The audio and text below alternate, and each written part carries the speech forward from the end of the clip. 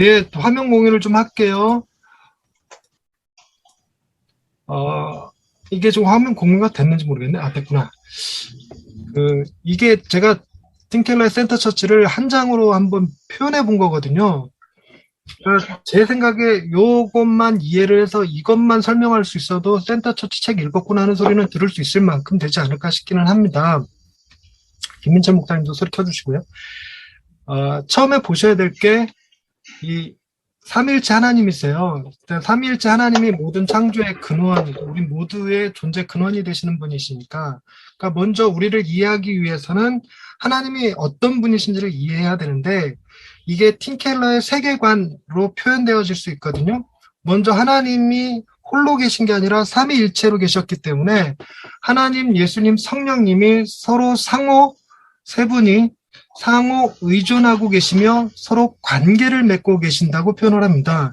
근데 이거를 제가 다른 데서 강의를 해보니까 이게 삼위 하나님의 의존성에 대해서 불편하게 여기시는 분이 한 분 계셨어요. 선교사님이셨는데, 그러니까 온전하시고 유일하신 하나님이 누군가에게 의존한다는 게 말이 되냐? 이거 신성모독이다. 이렇게 표현을 하는데, 뭐, 영 틀린 표현은 아니죠. 그렇게 생각할 수도 있는데, 틴켈러가 이 이야기를 펼쳐나가는 과정에서 이 의존성은 굉장히 중요한 개념입니다. 그래서, 약간 뭐 신학적으로 문제가 있다 하더라도 일단 덮고 전체적인 맥락에서 이해가 되는지 안 되는지를 보시면 좋을 것 같아요.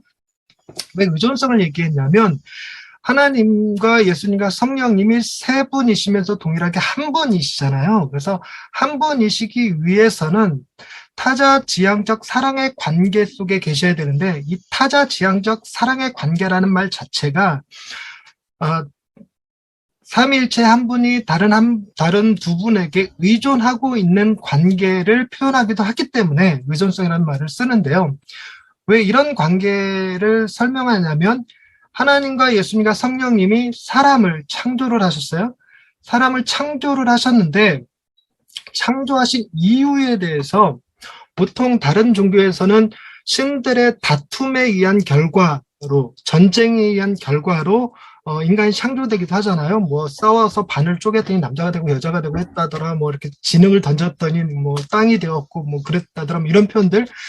그리고 아니면 하나님과 신이 인간을 만들 때는 신의 어떤 필요를 채우기 위해서 복종을 요구하는 대상으로서의 창조, 그러니까 어떤 종의 필요성 때문에 창조하는 경우도 있는데, 이 하나님과 예수님과 성령님은 그럴 수 없다는 겁니다. 왜냐하면 하나님과 예수님과 성령님은 서로 의존하고 계시고 서로 관계를 맺고 계시고 이 안에서 타자지향적 사랑의 관계를 맺으시면서 사랑과 기쁨과 만족이 충만한 상태로 거하신다는 거예요.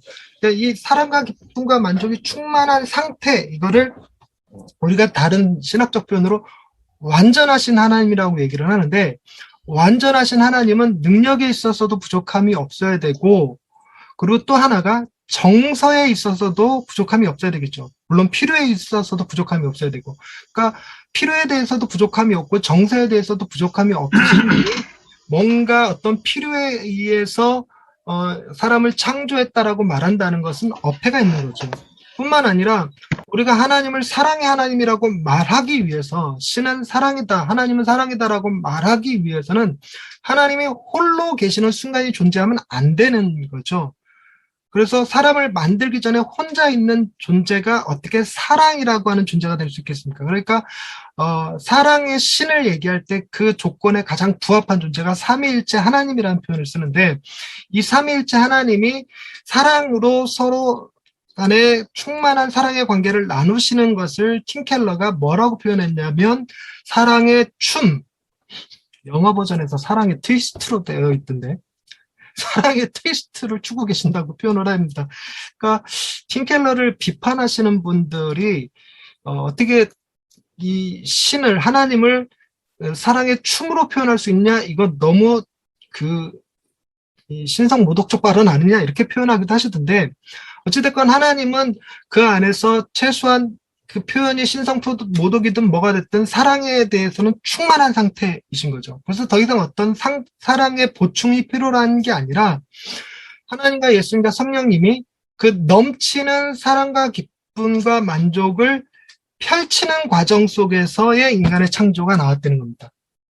그래서 마치 뭐와 같냐면 남녀가 서로 사랑하는데 그 사랑을 단순히 자기네들끼리만 할 게 아니라 사랑을 흘려보낼 또 다른 존재를 갈구하게 되는데 그게 자녀라는 거죠. 그와 마찬가지로 하나님과 예수님과 성령님이 바로 그런 관계 속에서 사람을 창조했다는 것입니다.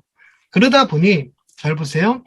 사람이 가지는 특성, 하나님의 형상이라고 불려지는 사람의 특성 중에 의존성과 관계성이 기본적으로 내재되어 있을 거라는 것입니다.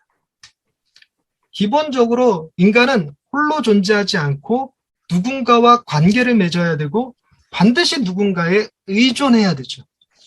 그거는 우리가 인간을 표현할 때 사회적 동물이네, 뭐 상호 보완적 존재네 이런 표현들을 쓸 때 다 거기에 해당되는 표현이겠죠.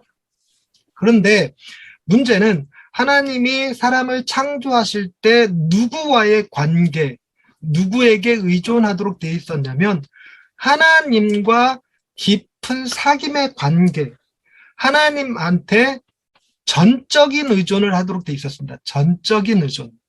그래서 인간은 하나님을 의존하여서 하나님만이 주실 수 있는 사랑과 기쁨과 만족을 누리며 살아가도록 되어 있었다는 것이죠. 그랬을 때 사람은 사랑과 기쁨과 만족이 충만한 상태에서 여전히 타자지향적 사랑의 관계를 맺을 수 있는 조건이었는데 이 사랑과 기쁨과 만족이 뱀의 유혹에 의해서 범죄함으로 끊어지게 됩니다. 끊어지면서 하나님으로부터 사랑과 기쁨과 만족이 오지를 못하고 인간은 이 관계와 의존을 하나님이 아닌 다른 결혼이나 교회나 직장이나 문화나 뭐 이 다양한 것들로 관계를 맺고 의존을 하게 되어 있었죠.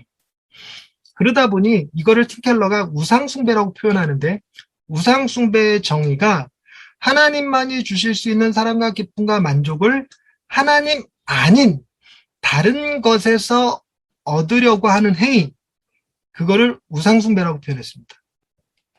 그런데 문제는 하나님만이 주실 수 있는 사랑과 기쁨과 만족을 하나님이 아닌 다른 것에서 얻으려고 하면 얻어질 수 있느냐? 아니라는 거죠.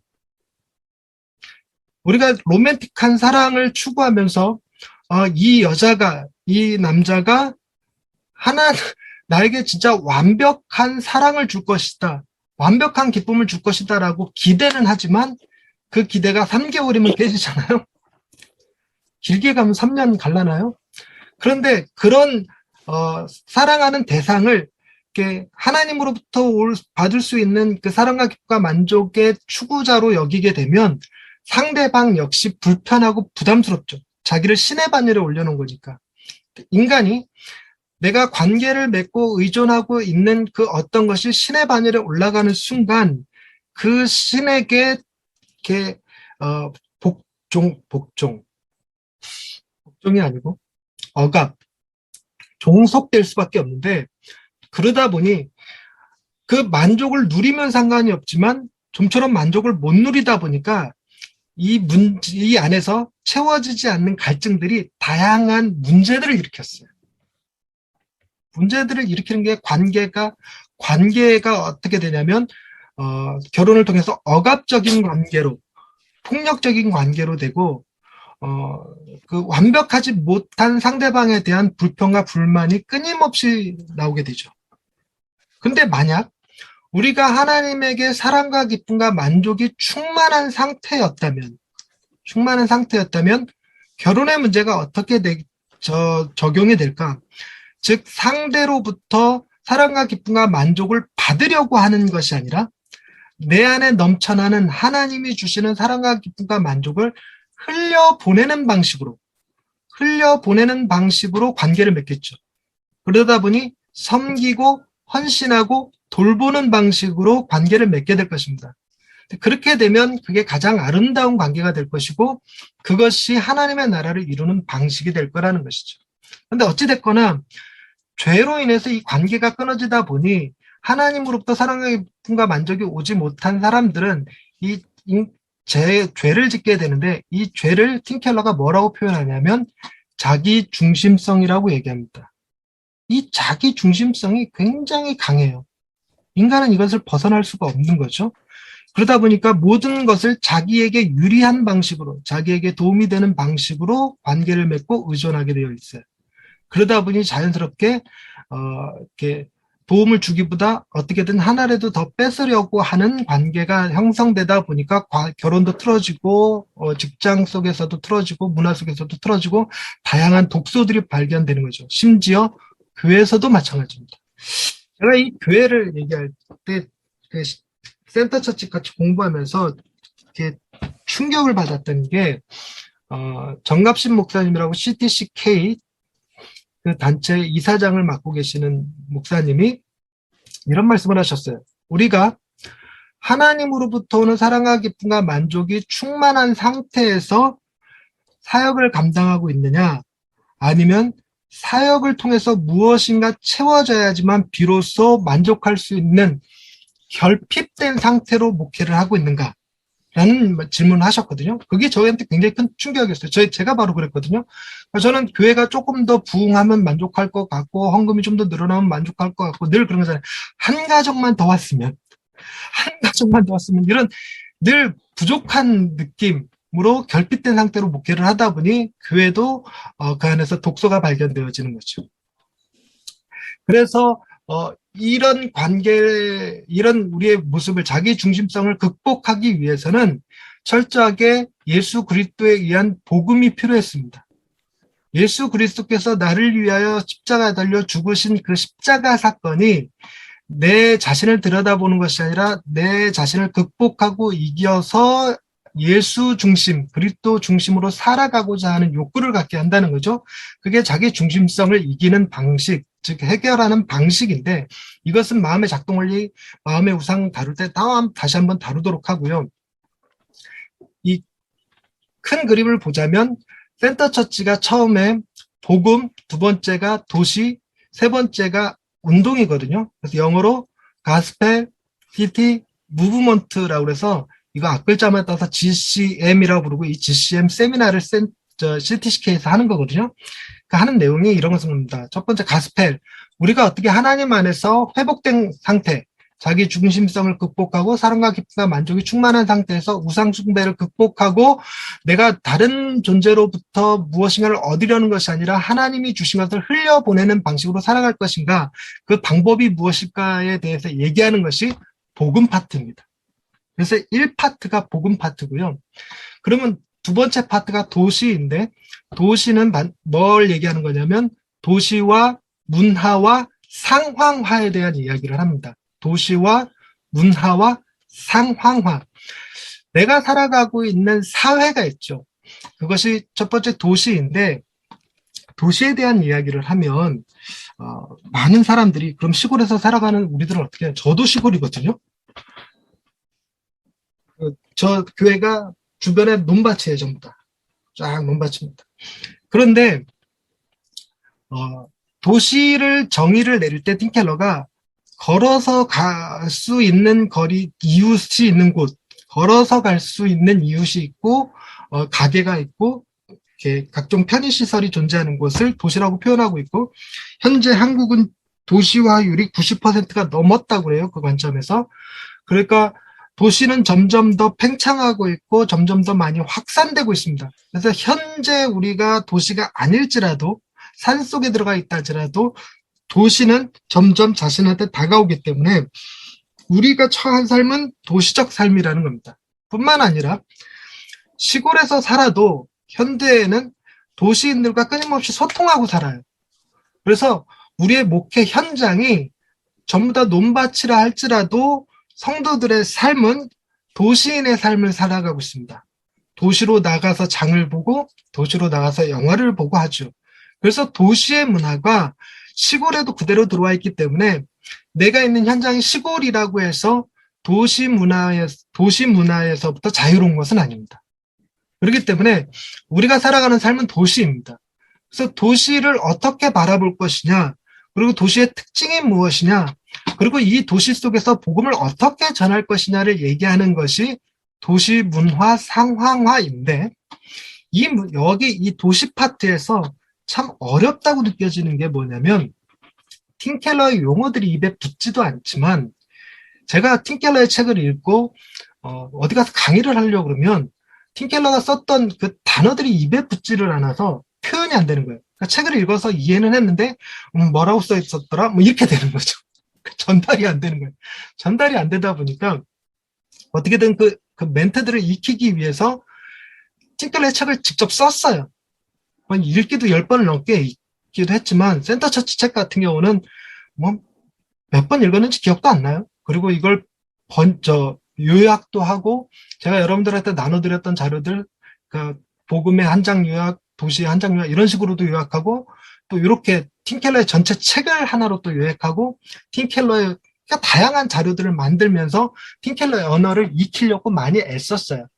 근데 그럼에도 불구하고 많은 분들이 팀켈러의 책을 읽을 때 힘들어하는 부분들이 바로 위에 나오는 이런 내용들 때문에 그렇습니다.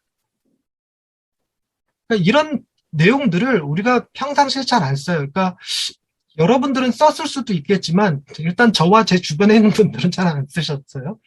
일단 팀켈러가 도시 속에서 사람들에게 복음을 전하기 위해서는 도시의 문화를 이해해야 되는데, 현대 이 문화가 어떤 형태를 가지고 있는가? 첫 번째는 자연주의적인 세계관을 가지고 있다는 겁니다. 거기서 쓰이는 표현들이 우주적이란 말이라든가 유물론적, 자연도태, 이기적 유전자 뭐 이런 표현들을 쓰거든요. 근데 이게 익숙치 않으니까 딱 와닿지를 않더라고요. 그러니까 자연주의 세계관은 이거죠. 빅뱅에 의해서 지금 진화에 의해서 오늘날에 이르렀다는 얘기가 되는 건데, 이런 자연주의 세계관이 우리에게 어떤 의미가 있고 그 자연주의 세계관을 가지고 있는 사람들과 어떤 식으로 대화를 할 것이냐는 겁니다. 그리고 두 번째가 세속적 세계관인데, 이거 너무 많죠. 우리 교회 안에서도 소위 비전이라고 쓰고 왜 성공이라고 읽는, 성공지향하는 거죠. 이 세속적이라는 표현을 어떤 교수님이 이렇게 표현하면 세속적의 의미가 뭐냐 그랬더니 그런 얘기를 해요. 철학 교수님이 자기가 독일에서 유학할 때 그 철학 가르치는 교수님이 포르쉐를 타고 학교를 오시더래요. 그래서 철학을 전공하면 나도 포르쉐를 탈 수 있겠구나 라고 생각을 했답니다. 그게 바로 세속적이라는 겁니다. 이렇게 표현을 하시더라고요. 목회를 했습니다. 목회를 왜 했는가?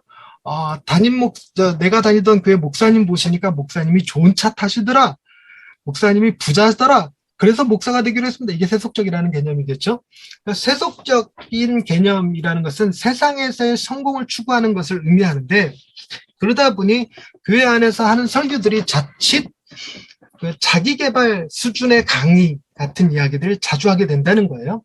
그런데 팀켈러가 이 세속적 세계관을 얘기하면서 교회 안에서도 세속주의가 존재하는데 그들을 종교적 세속주의라고 표현한다는 겁니다. 반대로 뭐라고도 표현하냐면 세속적 종교주의라고도 표현하더라고요. 이거 두 개를 뭐 앞뒤로 바꿔가면서 쓰기도 하던데, 이 종교적 세속주의를 뭐라고 정의를 내리냐면 그들이 기도하는 내용, 그들이 하나님을 믿는 이유들이 이 땅에서의 성공에 국한되어져 있다면 그들을 세속적 종교인이라고 부른다. 이렇게 표현하더라고요.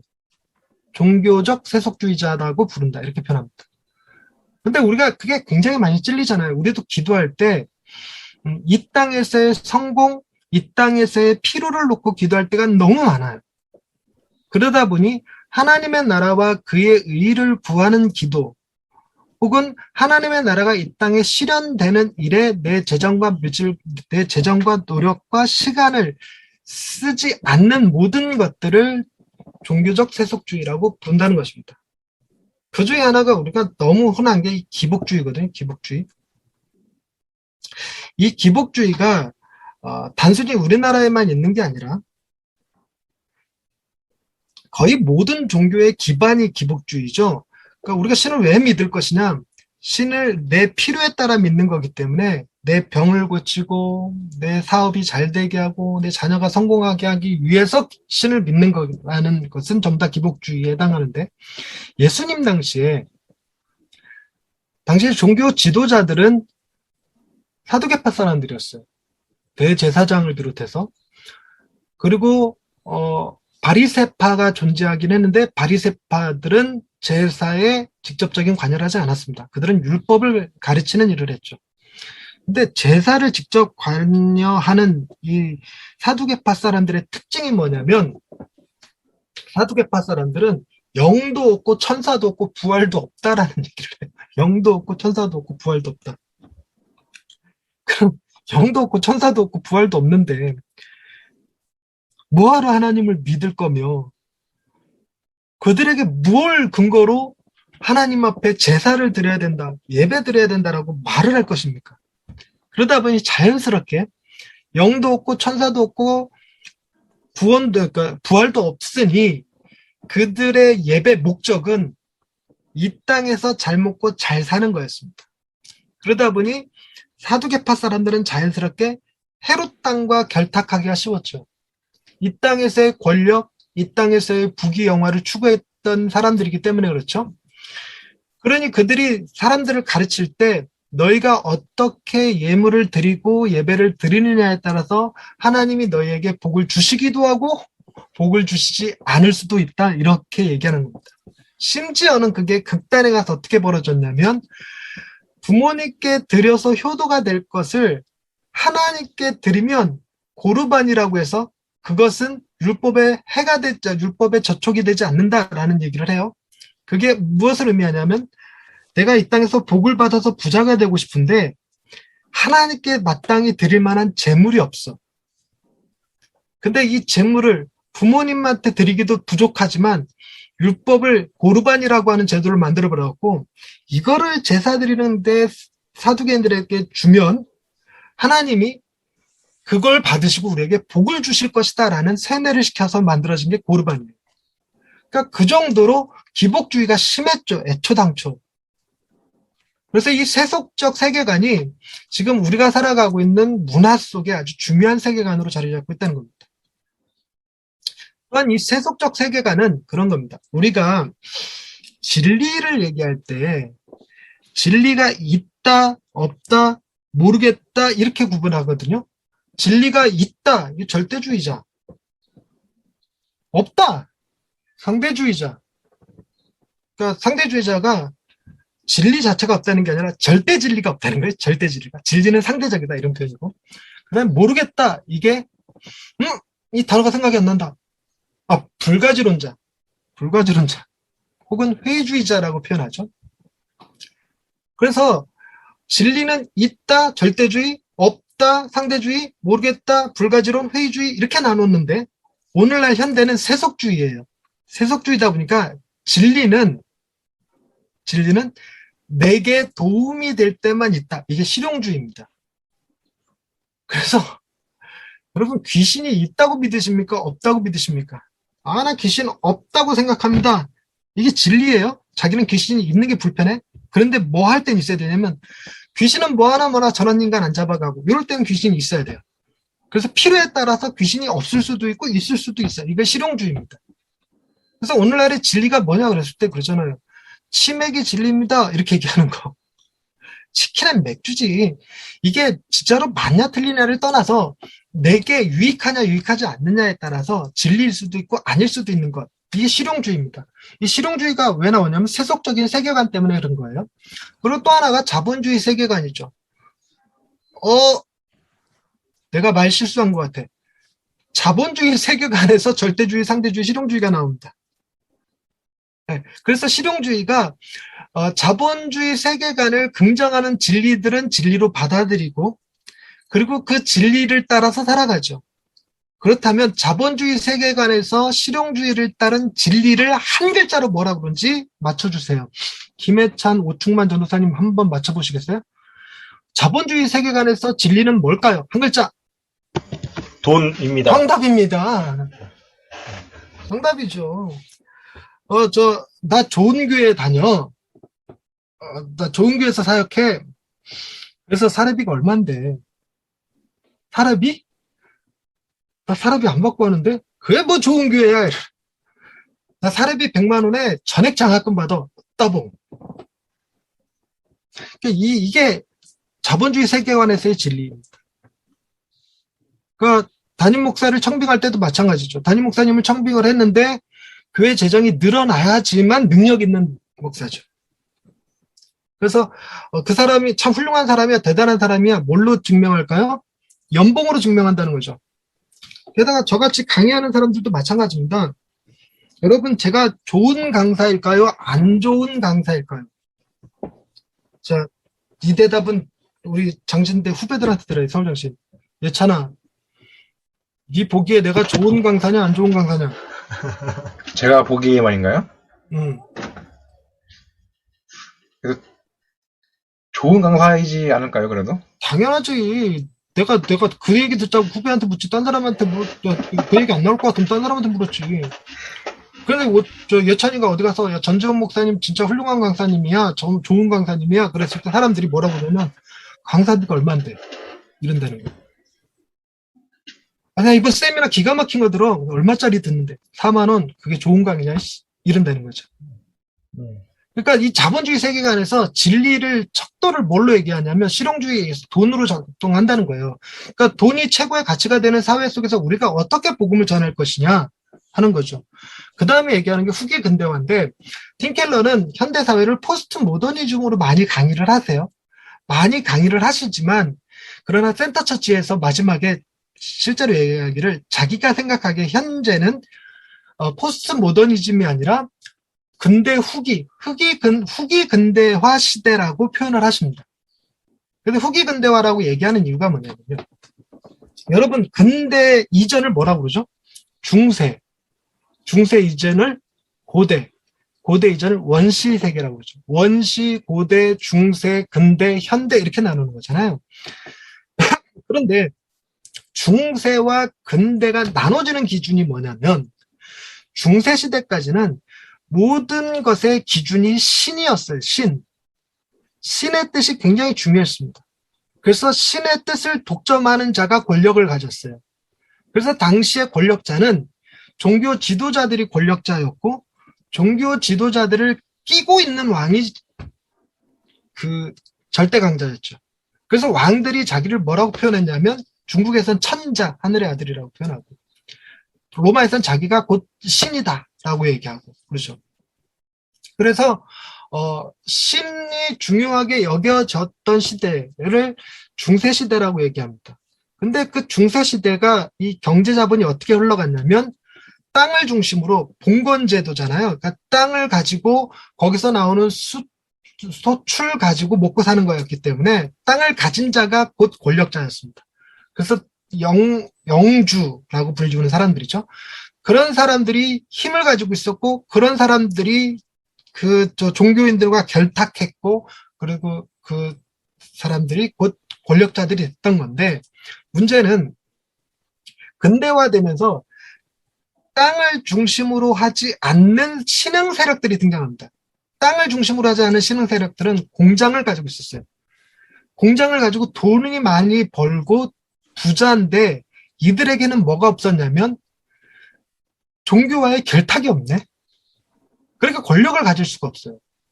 그러다 보니 자연스럽게 이 공장을 가지고 있던 신흥 세력들이 인간의 진리의 기준으로도 뭐를 붙들었냐면 이성이라는 개념을 붙들었어요. 그런데 덧붙여져서 과학도 발전하고, 코페르니쿠스가 지동설을 주장하고, 갈릴레오가 지동설을 주장하고, 이런 일이 벌어지니까 사람들이 이성을 기반으로 한 과학적, 합리적 사고가 진리라는 생각을 갖게 됩니다. 다시 한번, 이성을 중심으로 한 과학적, 합리적 사고가 진리라는 거예요. 그런데 이 이성을 기반으로 한 과학적, 합리적 사고가 아닌 사고를 뭐라고 불렀지? 미신, 우매한, 이런 표현이 아닌데? 정확한 단어가 생각이 안 나네? 도와줘 보세요. 생각나는 단어 있으면 말씀해 주세요. 미개한 사람들 취급했어요. 신을 중심으로 한다는 것은 신의 뜻에 신의 뜻으로 무엇을 결정하려는 사람들은 이거는 뭐 미신을 믿는 사람들이고 덜 진화된 사람들이고 뭐 이런 느낌인 거죠. 그래서 이성이 중요했어요. 그래서 이성을 가지고 얘기했는데 과학적으로 들여다보니까 성경에 오류가 너무 많아. 웃긴 거는 기동설을 주장했던 코페르니쿠스도 성직자예요. 그런데 루터가 그렇게 얘기했어요. 기동설을 무시하면서 성경에 태양아 멈춰라 그랬지 지구야 멈춰라 말씀하지 않았다. 그러니 태양이 도는 게 맞다. 이렇게 얘기했다는 거죠. 그러면서 코페르니쿠스를 개무시했어요. 근데 얼마나 무식한 소리였습니까, 그게. 근데 문제는 이런 겁니다. 여러분, 지동설이 맞아요? 천동설이 맞아요? 김민철 전도사님, 아니, 주여. 김민철 목사님, 지동설이 네, 맞습니까? 천동설이 맞습니까? 네, 지동설입니다. 저러면 이제 마녀 사냥에서 화형당했던 거예요. 아, 근데 그걸 가지고 뭐였냐면 종교재판이라고 불렀습니다. 종교재판. 그런데 여러분, 지금 천동설 얘기하면 얼마나 무식한 소리로 들립니까? 근데 문제는 이런 겁니다. 보세요. 진리를 규정할 때, 그 진리를 찾는 방법, 지식을 찾는 방법이 세 가지가 있는데, 첫 번째가 내 눈에 어떻게 보이느냐예요. 내 눈에. 여러분, 내 눈에 지구가 도나요? 태양이 도나요? 태양이 돌죠. 그리고 두 번째 방법이 다른 사람 눈에는 어떻게 보이느냐였어요.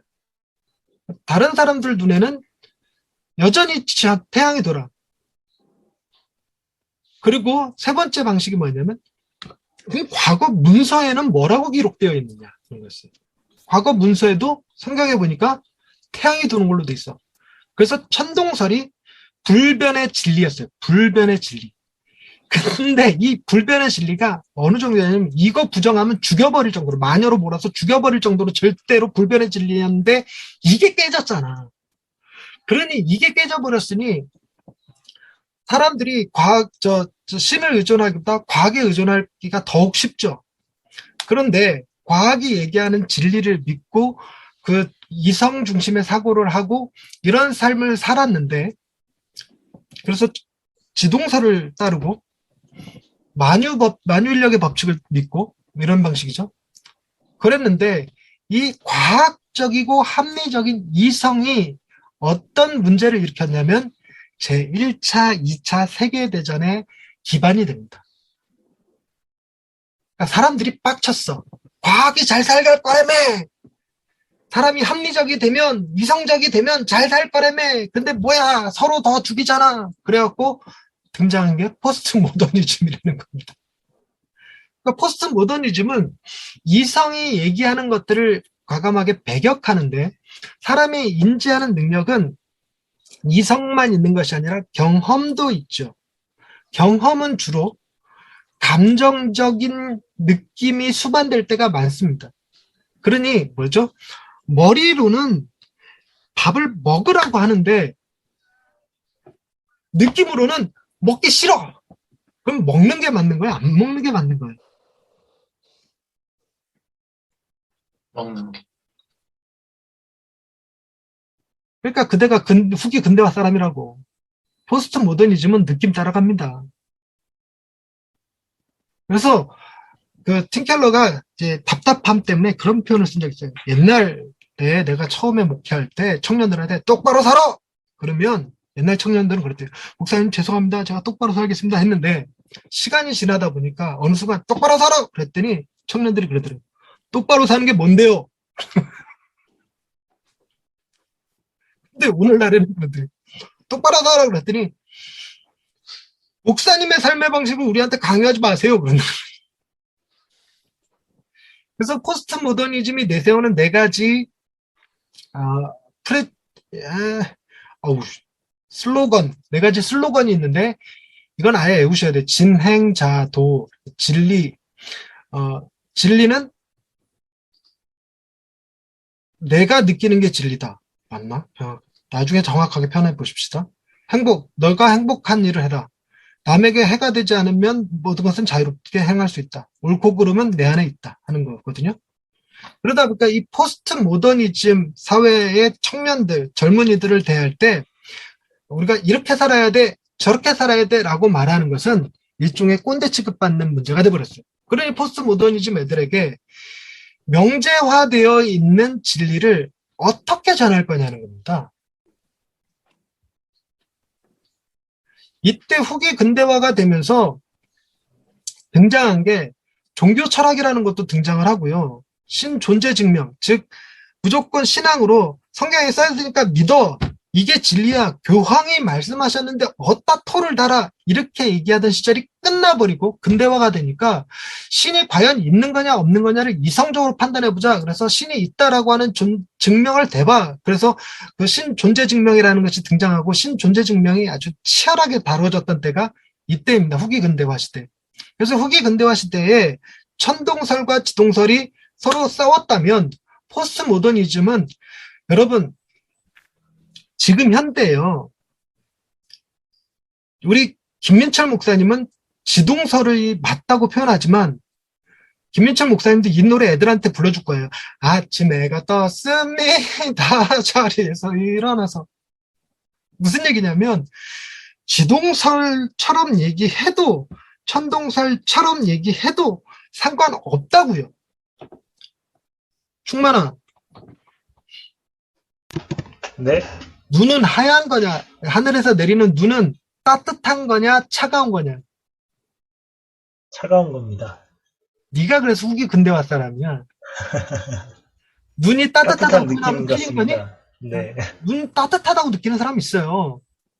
포근합니다. 이성은 차갑다지만 느낌은 온 세상이 하얗게 뒤덮여졌어. 이 손이불을 덮은 것 같아. 어머 따뜻해. 그래서 눈 쫙 덮여있는 사진 딱 보면서 그 사진을 어떻게 찍었는지 그 사진을 보면서 차갑다라고 느끼는 것이 아니라 따뜻하다라고 느끼는 사람들 있죠.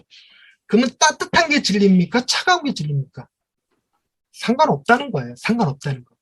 문제는 포스트 모더니즘은 강요하지 말라는 겁니다. 네가 생각하는 진리를 내게 강요하지 마. 네가 옳다고 생각하는 도덕을 내게 강요하지 마. 이게 포스트 모더니즘이에요. 그러니까 포스트 모더니즘에 사로잡혀 있는 사람은 진리는 오직 하나뿐이다라고 얘기할 수 없다입니다. 그런데 이런 이런 사회 속에서 복음을 어떻게 전할 것이냐가 도시 문화 상황화 이 파트에서 얘기가 되어지는 건데 이 파트에서 중요하게 얘기하는 것 중에 하나가 이 문화 참여입니다. 이 문화 참여가 이해하는 게 조금 어려운데 제가 이걸 외우기 위해서 순서를 원래는 반문화 두한국 모델, 적절성 모델, 변혁주의 이렇게 되어 있는데 이걸 좀 순서를 바꿔갖고 변혁주의, 반문화, 두한국 모델, 적절성 이렇게 제가 썼거든요.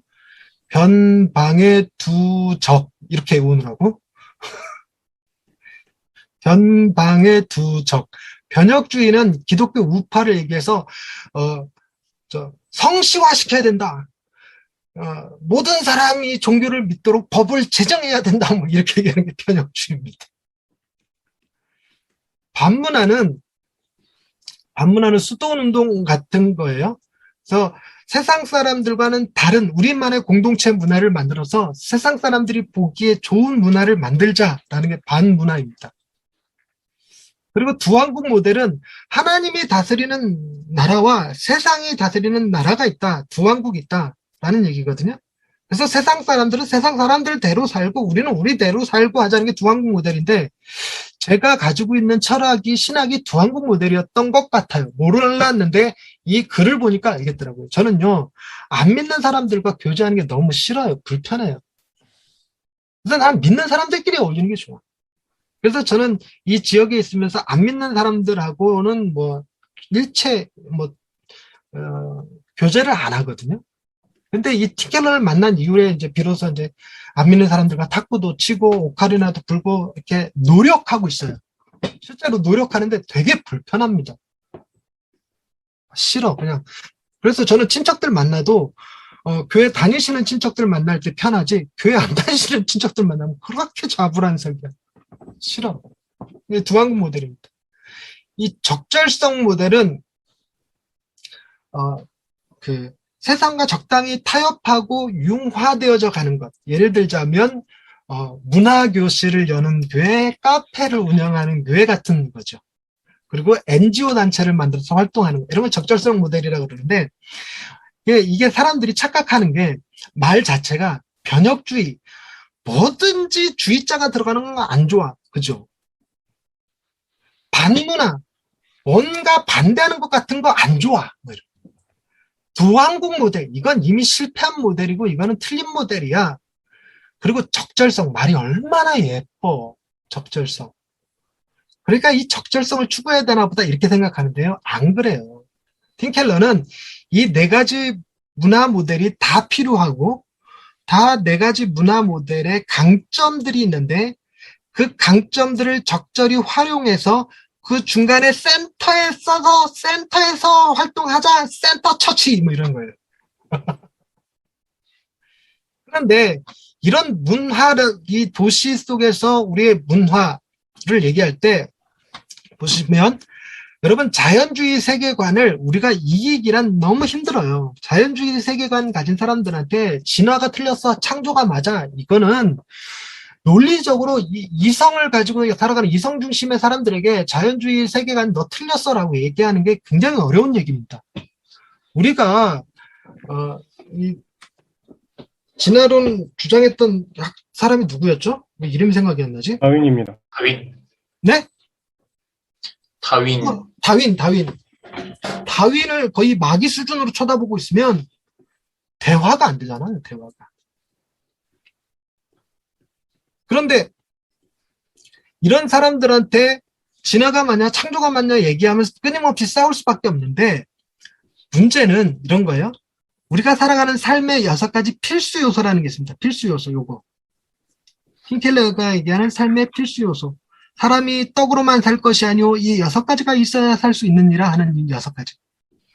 의, 만, 자, 정, 희, 정. 의, 만, 자, 정, 희, 정. 외우세요. 삶의 의미를 이 자연주의 세계관에서 어떻게 찾냐는 거예요. 사람이 농사 잘 지어서 먹을 것이 식량이 풍성해지면 삶이 유지가 되냐? 아니요, 삶의 의미가 있어야지. 의미가 없어서 무의미한 세상, 허탈하다, 허무주의에 빠져갖고 자살하는 사람들이 얼마나 많은데, 그런 삶의 의미를 얘네는 못 줘, 이런 거예요. 자연주의 세계관에서 어떻게 정의를 얘기해? 그냥 약육강식이지. 그러니까 자연주의 세계관에서는 정의가 있을 수가 없어. 그러니 어떻게 자연주의 세계관이 우리가 살아가는 삶에 이 모든 것을 준다고 어떻게 얘기해? 이건 다 어디서 얻을 수 있어?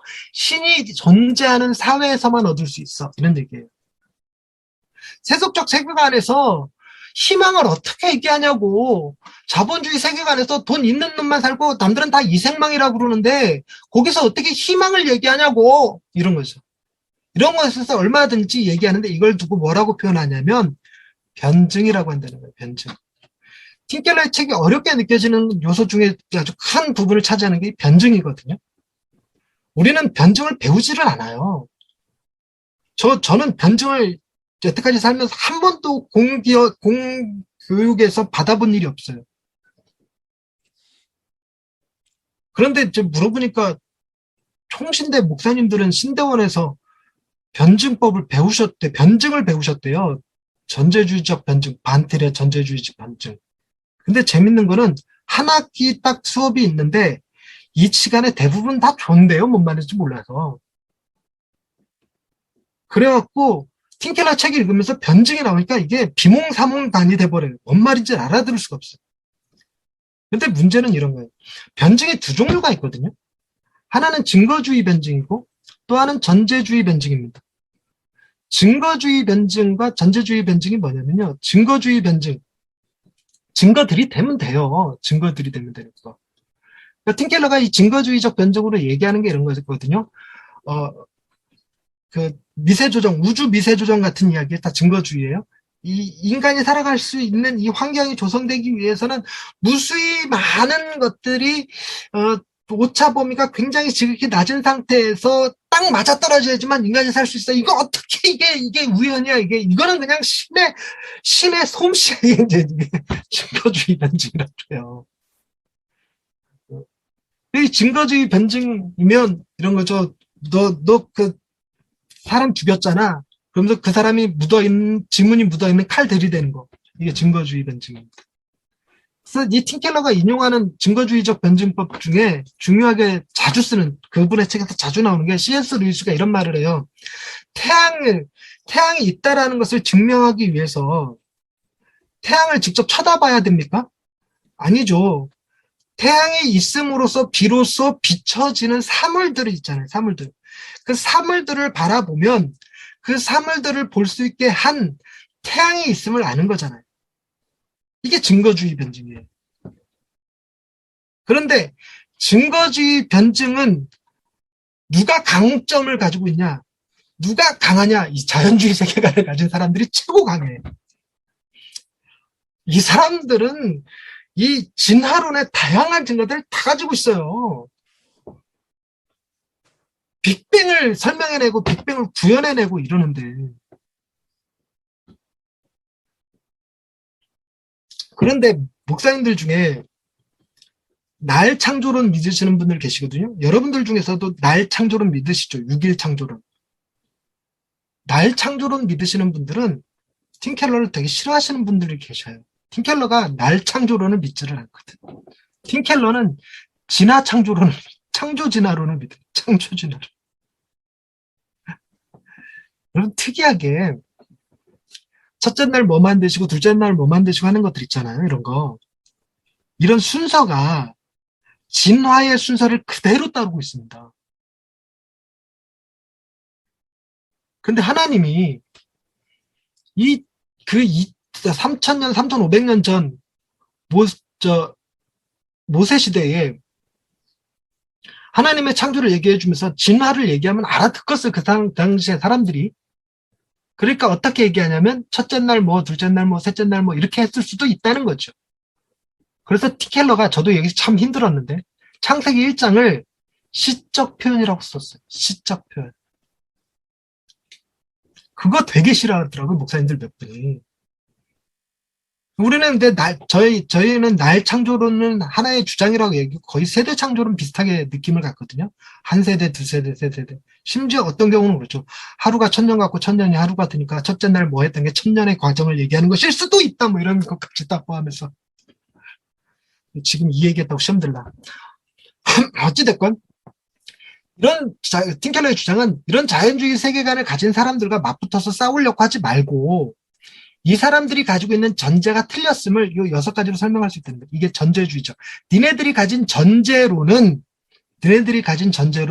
이걸 이루지를 못해.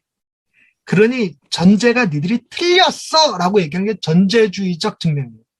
그래서 팀켈러는 증거주의적 증명과 전제주의적 증명을 같이 씁니다.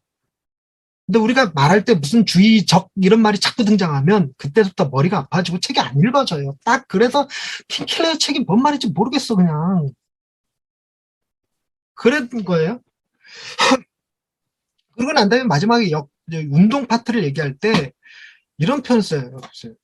중요한 게 2가지 오류를 피해야 된다. 이거 얘기할 때 기독교 사회를 재창조하려는 중세 기독교 국가의 실수, 이거는 오류다. 나 이 얘기 들을 때 얼마나 속이 다 후련하든지.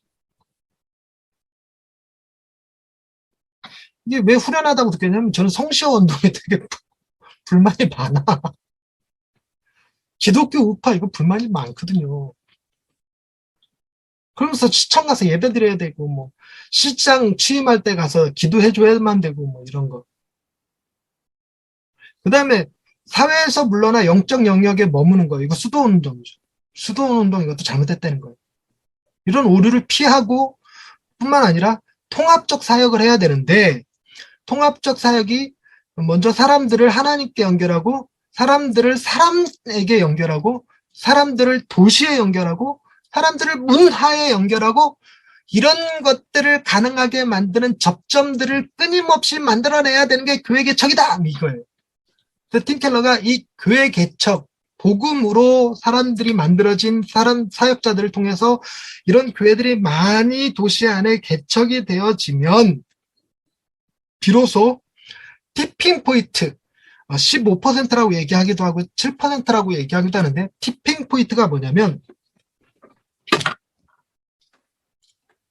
여러분, 여기에, 이 책에, 이렇게 제가 리모컨을 얹어놨는데, 이렇게 하니까 안 보이네?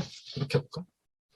이게 얹어놨는데, 여러분, 요게 6%. 안 떨어지죠? 아무런 변화가 일어나지 않습니다. 근데 7%가 되는 순간 떨어져 버려요. 이렇게 떨어지는 순간적 변화가 일어나는 시점을 티핑 포인트라고 부르는데, 이 티핑 포인트가 복음으로 무장된, 복음으로 재창조된 크리스찬들이 도시 안에 15% 혹은 7%가 넘으면 도시에 놀라운 변화가 일어난다는 거예요.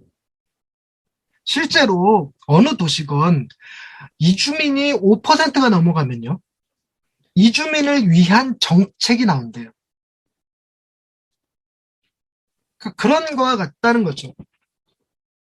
그래서 이 틴켈러가 이 운동 파티에서 도시들 안에 이런 교회들이 많이 생겨나게 하기 위해 교회 개척 사역인 시티 투 시티를 하자. 그걸 통해서 복음, 도시를 위한 복음 에코시스템을 만들자.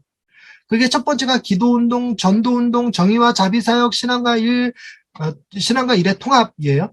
도시생활 지원, 신앙 목회교육, 연합사역들을 하자. 이런 거예요. 그거 중심에는 뭐가 있냐면 상황화된 신학적 비전이 필요하고 또한 그 안에는 교회 개척이 필요하다라는 얘기를 하는 겁니다. 그런데 이 연결사역, 연합사역을 얘기할 때 많은 목사님들이 이렇게 생각을 해요. 교회와 교회의 연합, 믿는 사람들끼리의 연합 전선, 기독교 정당의 출현, 이런 거 생각하더라고요. 그게 아니고, 이 세상에는 일반은총이라는 게 있습니다. 일반은총. 하나님이 모든 지혜를 믿는 사람들에게만 줬으면 세상 피곤해요. 당신의 지혜를 안 믿는 사람들에게도 줘요. 재능도 주시고 지혜도 주시고 능력도 주시고, 그래서 그들이 그 재능과 지혜와 능력들을 발현해서 살아가요. 그런 사람들과 전도를 목적으로 하는 것이 아니라 연합을 목적으로 사역을 하라는 거예요. 연합을. 예를 들어서 도시 빈민 사역을 할 때 믿는 사람들끼리 모여서 하는 게 아니라 도시 빈민 사역을 하는 안 믿는 NGO 단체들 있잖아요. 그 사람들과도 얼마든지 연합해서 할 수 있다고요. 그 사람들을 전도하려는 목적이 아니라 도시를 섬기려는 목적으로의 연합. 근데 우리가 하는 연합사역은 거의 열이면 열 다 전도가 목적이야. 그래서 교회들끼리 연합해서 저 동네에서, 도시에서 무슨 문화 컨퍼런스, 뭐 이렇게 공연 같은 거 하면 마지막에 전도지 돌려. 기도로 시작하고. 그런 거 하지 말자고. 그런 연합이 아니라고. 그런 연합이 아예 없는 건 아닌데, 여기서 얘기하는 연합은, 운동 파티에서 얘기하는 거는 그런 게 아니라는 거예요. 그러면서 중요하게 여기는 게, 비신자들도 이해할 수 있는 예배를 드려라, 이런 얘기를 하는데, 이건 운동 파티에 가서 좀 더 자세히 다루도록 하고, 전체 그림을 다시 한번 설명하자면, 보세요.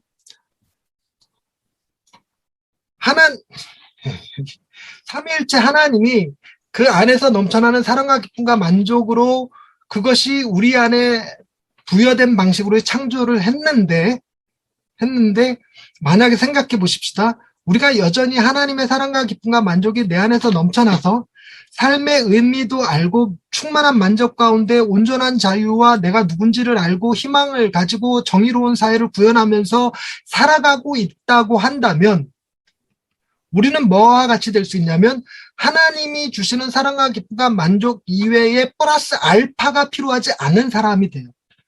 플러스 알파가 필요하지 않은 상태로 그분에게서 오는 사랑과 기쁨과 만족이 넘쳐 흘러야 되는데 흘려보낼 수 있는 대상이 필요하겠죠. 그래서 그 흘려보내는 방식으로 내 아내와 내 자녀를 사랑하고 교인들을 사랑하고 직장을 섬기고 문화를 섬겨요. 그림을 그리는 사람은 그림으로, 음악으로, 정책을 만드는 것으로 다양한 방식으로. 그러니까 이런 사람들은 뭐가 없냐면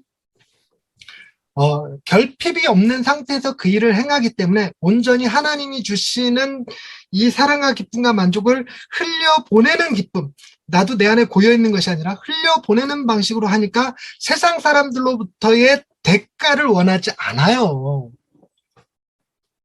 세상 사람들의 인정과 칭찬을 원하지 않습니다. 우리가 그게 안 되니까 내가 인정이 부족해서 마음의 우상 중에 하나인 인정의 우상이 너무 강해서 누군가가 나한테 잘하고 있다 얘기하지 않으면 마음이 상한다니까.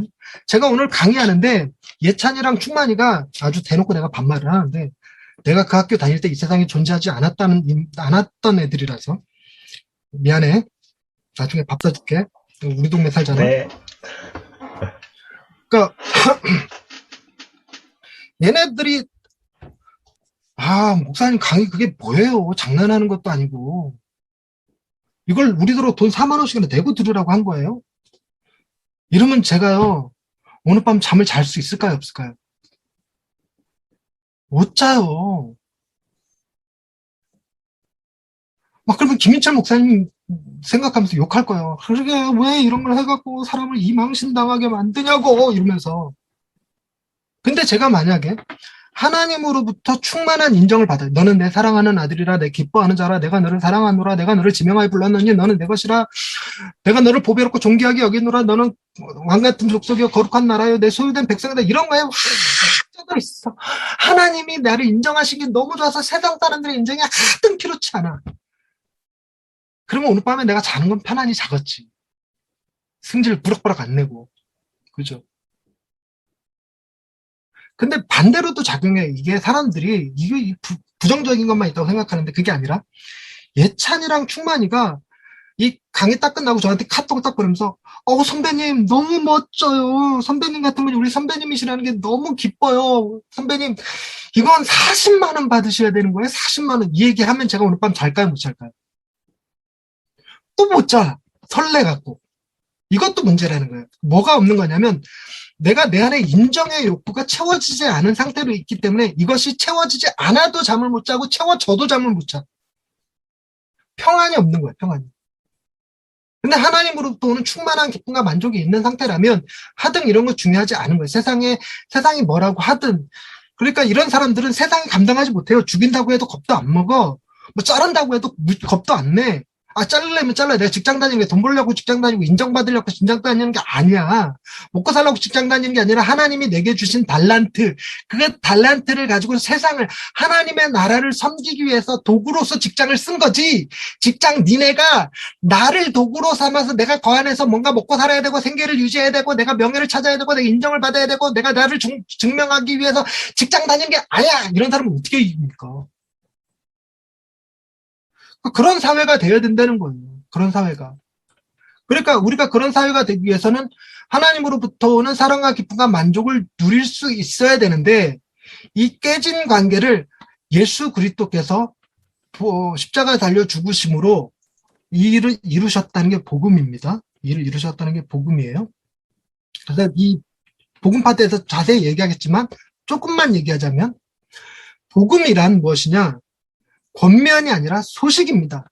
권면과 소식의 차이점은 뭐냐면 권면은 이렇게 해야 돼 저렇게 해야 되는 얘기고 소식은 그냥 듣기만 하면 좋은 거예요.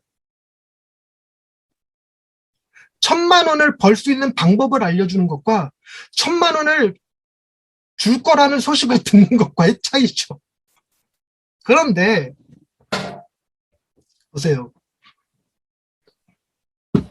우리가 문화의 산물입니다. 우리가 속해 있는 이 동양 한국 쪽 문화의 속에서 지금 몇 시야? 9시 9분이네. 여기까지만 얘기하고 5분 쉬었다 합시다. 내가 너무 재밌어서 나 혼자 지금 떠들고 있어갖고. 난 이거 왜 이렇게 재밌지? 막 신나 지금. 여러분 우리나라 옛날 동화 같은 거 보면요. 부모님 병 낫기 위해서 누굴 찾아가냐면 지혜자를 찾아갑니다. 지혜자가 이런 얘기를 해요. 어디 가서 땅을 파면 거기에 뭐가 있는데 그걸 가져다가 12시간 푹 고아서 밤 12시가 되었을 때 그때 정화수 가장 깨끗한 깊은 산속 옹달샘 토끼만 와서 세수하려고 왔다가 물만 먹고 간다는 그 옹달샘 물을 떠갖고 거기다 섞어갖고 아침에 눈 뜨자마자 동쪽을 향해서 절 3번 하고 아버지의 입에 넣어드리면 나을 수 있어 라고 하는 방법을 가르쳐주는 사람들에게 익숙해요. 우리는 신선 문화를 가지고 있어요. 신선은 문제를 해결해 주는 게 아니라 문제 해결책을 제시해 주죠. 그런데 서양 문화는 문제가 생기면 늘 언제나 키다리 아저씨가 주로 등장을 해요. 키다리 아저씨가 등장을 해서 문제 해결 방식을 가르쳐 주는 게 아니라 문제를 해결해 줘버려요. 그러면 생각해 봅시다. 예수 그리스도는 문제 해결책을 제시한 겁니까? 문제를 해결하신 겁니까? 충만아. 해결하셨습니다. 그렇지. 주님이 십자가에 달려서 우리의 모든 죄를 해결하신 거지. 예수님이 이렇게 이렇게 해야지 니들이 죄가 사라진단다 라고 방법을 제시한 게 아닌데 우리는 자꾸만 그 복음을 소식으로 전하는 게 아니에요. 죄가 사하여졌습니다 이렇게 전하는 게 아니라 구원 받았습니다 이렇게 전하는 게 아니라 죄가 사하여지려면 쥐를 빼먹지 말아야 되고 11조를 잘 내야 되고 회개 기도를 해야 되고 죄를 범하면 안 되고 새벽 예배를 드려야 되고 하는 방법을 자꾸 얘기한다고요. 우리는 그 방법에 익숙해. 그래서 소식이어야 될 것을 권면으로 전해요. 근데 복음은 권면이 아니라 소식입니다. 그리고 두 번째 복음의 능력. 이 복음의 능력이 뭐냐면요. 제가 한 번 딱 얘기하고 이거를 한 번만에 대답할 수 있는 사람이 있으면 대박. 복음의 능력. 첫째, 나는 내가 생각하는 것보다 훨씬 더 큰 죄인입니다. 둘째, 나는 내가 기대하는 것보다 훨씬 더 큰 사랑을 받는 존재입니다. 이걸 한 번에 할 수 있는 사람이 있을까? 양세훈 전도사님. 예, 복음의 능력. 예, 복음의 능력은 내가 생각하는 것보다 나는 더 죄인이라는 것과 내가 기대하는 것보다 나는 더 사랑받는 존재라는 것입니다. 네, 천재예요, 천재. 많이 들어서. 저랑 같이 공부하시는 분이세요. 이게 귀에 못이 박히도록 얘기하거든요. 나는 내가 생각하는 것보다 훨씬 더 큰 죄인입니다. 여러분, 우리가 생각하는 것보다 훨씬 더 큰 죄인이에요. 내 죄를 사하기 위해서 하나님께서 당신의 아들을 우리 십자가에 죽여야 될 만큼 큰 죄인이에요. 여러분, 내가 무슨 죄를 지어야지 신의 아들이 십자가에 달려 온몸에 물과 피를 쏟고 죽어야 합니까? 우리 죄가 단순히 거짓말 몇 번 한 거, 도둑질한 거, 주일 빼먹은 거, 헌금 떼먹은 거, 그거 가지고 신의 아들이 십자가에 달려 죽어야 됩니까? 그럼 우리가 생각하는 것보다 훨씬 더 큰 죄인이에요. 우리 얼마나 큰 죄인인데요. 보세요. 자기중심성. 예수 왜 믿습니까? 예수 왜 믿습니까? 라고 물으면 천국 가고 싶어서요. 자기 욕심에 근거했죠. 자기 욕심에. 지옥 가기 싫어서요. 자기 두려움에 근거했죠. 이 자기 중심성을 못 버려요. 그래서 이 자기 중심성이 여전히 살아있기 때문에 내가 교회를 다니고 예수를 믿는다는 것도 죄예요. 인간이 하는 모든 것이 다 죄거든요. 자기 중심성을 못 버렸기 때문에. 그런데 복음이 가지는 능력이 뭐냐면 나는 내가 생각하는 것보다 훨씬 더 큰 죄인입니다 라는 것이 내 마음에 겸손함을 만들어요. 겸손함. 그리고 동시에 나는 내가 기대하는 것보다 훨씬 더 큰 사랑을 받는 존재입니다. 하나님이 나를 사랑하셔서 당신의 아들을 십자가에 내어주실 만큼 우리를 사랑하셨습니다. 이거 얼마나 큰 사랑이에요. 이게 담대함을 만듭니다. 담대함. 그런데 인간의 마음이라는 건요. 인간의 마음은 기본 세팅이 교만함과 두려움으로 되어 있어요. 기본 세팅이. 인간은 두려움의 존재예요. 두려움의 존재. 그래서 두려움이 공포 마케팅을 하는 이유가 그거예요. 여러분, 백신 맞아야 됩니다. 코로나 때문에 엄청나게 우리나라 의약품들이 많이 팔리잖아요. 마스크, 손소독제, 풍기현상 일어났을 정도로. 왜 그랬을까요? 사람들이 이 두려움 때문에 그래요. 두려움을 기반으로 장사해 먹는 대표적인 기업이 뭐냐면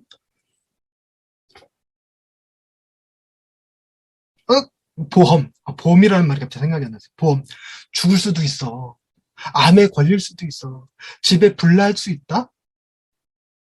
보험 중에 최고의 자동차 보험 약관 중에 이 사고 딱 나면 1,000억 준다고 하는 약관이 있어요. 고속도로에서 비행기랑 충돌했을 때. 말이요, 막걸리요, 그죠? 근데 그 공포심을 심어주는 거예요, 공포심. 근데 이 공포심을 심어주는 좋은 장소가 또 어디게요? 한국교회. 그러다 벌 받아. 그러다 지옥 가. 그러다 하나님한테 찍혀. 어떤 권사님이 자기가 하나님을 경험했다길래 어떻게 경험했냐고 물어봤더니 11조 떼먹고 다리 부러졌대요. 하나님이 조폭이냐고! 우리가 그런 두려움의 근거, 두려움을 끊임없이 심어주는 거예요. 666 어쩌고, 뭐. 지옥에 간 크리스찬들 어쩌고 이러면서. 그런 교회들이 부흥도 잘한다? 인간이요, 두려움에 사로잡혀 있기 때문에 두려움을 건드려주면 헌금도 잘 내요. 끊임없이 여러분들 지옥 갈 거라고 막 이런 얘기 해주면 그 이성이 마비돼갖고 그 JMS 같은 애들을 신이라고 떠받들어요. 그리고 이 두려움이 반대로 교만함으로 드러냅니다. 두려움을 감추는 방식이죠. 근데 교만함을 가진 사람들 중에 두려움이 없는 사람이 없어요. 대표적인 얘기가 팀켈러가 얘기하는 느부갓네살, 내가 만든 신에서 나오거든요. 느부갓네살이 권력의 정점에 있지만 여러분 권력의 정점에 있는 사람들이 얼마나 두려움에 사로잡혀 사는지요. 그 주변에 호위무사들을 겹겹이 두고요. 누가 내 음식에 독 타지 않을까, 밥도 제대로 못 먹어야 기미상궁이 쪄먹어봐야 되고요. 심지어 우리나라 왕들은요, 저 왕이 똥 싸는 거, 그거 똥 먹어보는 사람도 있어요. 방구 냄새 맡아보는 내시도 있었다고 그러더라고요. 그 권력 중심에 있는 사람들 두려움에 사로잡히는 거예요. 그런데 이런 교만함과 두려움이라는 게요, 갭이 커요. 우리 마음속에 갭이. 조증과 우증의 갭이 커요. 조증과 우증. 갭이 크다 보니까 한번 흔들리면 이 진폭이 커집니다. 진폭이 커져서 이 진폭이 가라앉을 때까지 시간이 겁나게 오래 걸려요. 심지어는 가라앉은 듯한데 누구가 툭 건드리면 그것이 무슨 자기 안에 트라우마라고 그러고, 네가 이거 건드렸으니까 그러는 거지. 네가 나를 건드리지만 않으면 나도 순한 양이야. 뭐 이러면서 이렇게 나오게 되는 거 있어요. 그런데 겸손함과 담대함은 이 교만함 밑에 겸손함, 두려움 위에 담대함이거든요. 진폭이 작아요. 그러니까 오해하는 게 뭐냐면 복음을 알고 겸손함과 담대함의 마음이 재창조되어서 마음이 완전히 바뀌어서 겸손함과 담대함으로 무장하면 우리가 슬픔과 기쁨을 경험하지 않느냐? 그게 아니에요. 우리 슬퍼할 수 있어요. 열받을 수 있어요. 짜증날 수 있어요. 욕할 수 있어요. 얼마든지. 제가 아무리 오늘 밤 편하게 다리 뻗고 잔다 할지라도 김예찬이랑 충만이가 뭐 선배님 그걸 강의라고 했어요. 그런 순간 내가 이 시댕 방댕 이거 안 할까? 시댕 방댕 했다가도 진폭이 작아서 다시 마음이 평정을 유지하게 돼요. 균형과 고요를 경험하게 돼요. 그게 복음의 능력이에요. 또 하나가 우리는 도덕과 참된 미덕을 구분하지 도덕과 참된 미덕이 다른 거예요. 도덕은요, 다른 사람들의 평가가 중요해요. 여러분, 새벽에 차 한 대도 없고 사람 한 명도 없는데 신호등 지켜요? 지키는 사람 있잖아, 솔직히. 지키는 사람들은 왜 지키냐면 나 이 정도로 괜찮은 사람이야 라고 하는 자기 교만이에요. 그래서 뭐 할 경우에는 안 지키냐면요, 여러분, 내가 도덕을 지켜서 손해보는 거면 안 지켜요. 그 길바닥에 분명히 쓰레기였어. 분명히 쓰레기. 그런데 쓰레기가 있으면 어떻게 돼요? 주워서 치워야 되잖아요. 버려야 되잖아요. 그죠? 주워서 버렸어. 아우, 나 괜찮은 사람이야. 이러고 있는데, 그거를 쓰레기가 아니었고, 누군가가 잃어버린 물건이었어. 그럼 우리나라에서 뭐가 되는 줄 알아요? 절도죄가 돼요. 그래서 몇 번이 아니라 단 한 번만 쓰레기 치웠다고 절도죄로 벌금 무는 순간, 그다음부터 안 주서요. 그게 도덕이에요. 참된 미덕은 내가 벌금을 맞든 안 맞든 그걸로 감옥에 가든 안 가든 그게 옳은 일이니까 한다 하는 게 참된 미덕입니다. 그게 옳은 일이기 때문에 내가 죽어도 하는 거고, 그게 하나님의 성품이기 때문에 하는 거고, 그게 하나님의 뜻이니까 하는 거고, 이러는 거예요. 이게 참된 미덕이거든요. 이 참된 미덕과 도덕이 어디서 나오면 수용소 가면 바로 드러나요. 그 왜 수용소 2개 있잖아요. 무슨 산둥 수용소랑 또 뭐 있었지? 죽음의 수용소, 비터 프랭클린. 그 안에서 도덕적인 사람들 다 모아놨더니 도덕이 온데간데 없이 다 사라져버리잖아요. 참된 미덕을 추구하는 사람들만 덕을 지키는 거예요. 인간이 근데 어떻게 참된 미덕을 지킬까? 자기 중심성을 극복해야지만 되지, 그게. 인간의 마음에는 우상이 기초예요. 안정의 우상, 인정의 우상, 통제의 우상, 권력의 우상이, 잠깐만. 내가 5분 쉰다고 그랬는데? 근데 얘기하다 너무 재밌어서 그냥 또 지나버렸네. 죄송합니다. 그냥 할게요, 이어서. 죄송합니다. 그냥 할래. 자, 마음의 우상이 안정의 이상, 안정, 인정, 통제, 권력의 우상이에요. 제가 순서를 조금 바꾼 건데, 안인통권 이렇게 오늘라고 그랬어요. 안인통권. 뭔가 유식한 말 같지 않아요? 안인통권. 안정의 우상. 여러분, 제가 왜 오늘 이 강의를 잘해야 될까요? 이 강의를 잘해서 여러분들이 이 강의 진짜 돈 내고 들을 만해. 이래갖고 제가 2차 강의할 때 막 소문을 내주는 거예요, 주변에다가. 그래갖고 다음번에 지금은 이게 18명이지만 다음번에는 180명이에요. 가만히 있어봐. 100명이면 400만 원이고 200명이면 800만 원이네? 200명 800만 원. 그러면 우리 딸 치료비도 되고 먹고 사는데 괜찮겠는데? 오늘 강의 잘해야 되겠다. 안정의 우상. 안정의 우상. 인정의 우상. 아니, 후배도 보고 있는데. 내가 설교 잘해갖고, 강의 잘해갖고, 선배님 강의 참 잘하시네요. 강의 좋았어요. 오늘 너무 좋았어요. 오늘 좋은 시간이었어요. 이 소리가 듣고 싶은 거야. 인정의 욕구에 목말라갖고, 막. 그래갖고 밤새가면서 강의 준비하고, 이거 만들고, 생쇼하고, 막 이렇게. 근데 옷 입고 온 거 보세요. 내가 인정의 우상에 사로잡혀 있나. 내가 인정의 우상에 사로잡혀 있었으면 양복 입었을 거야, 넥타이 메고.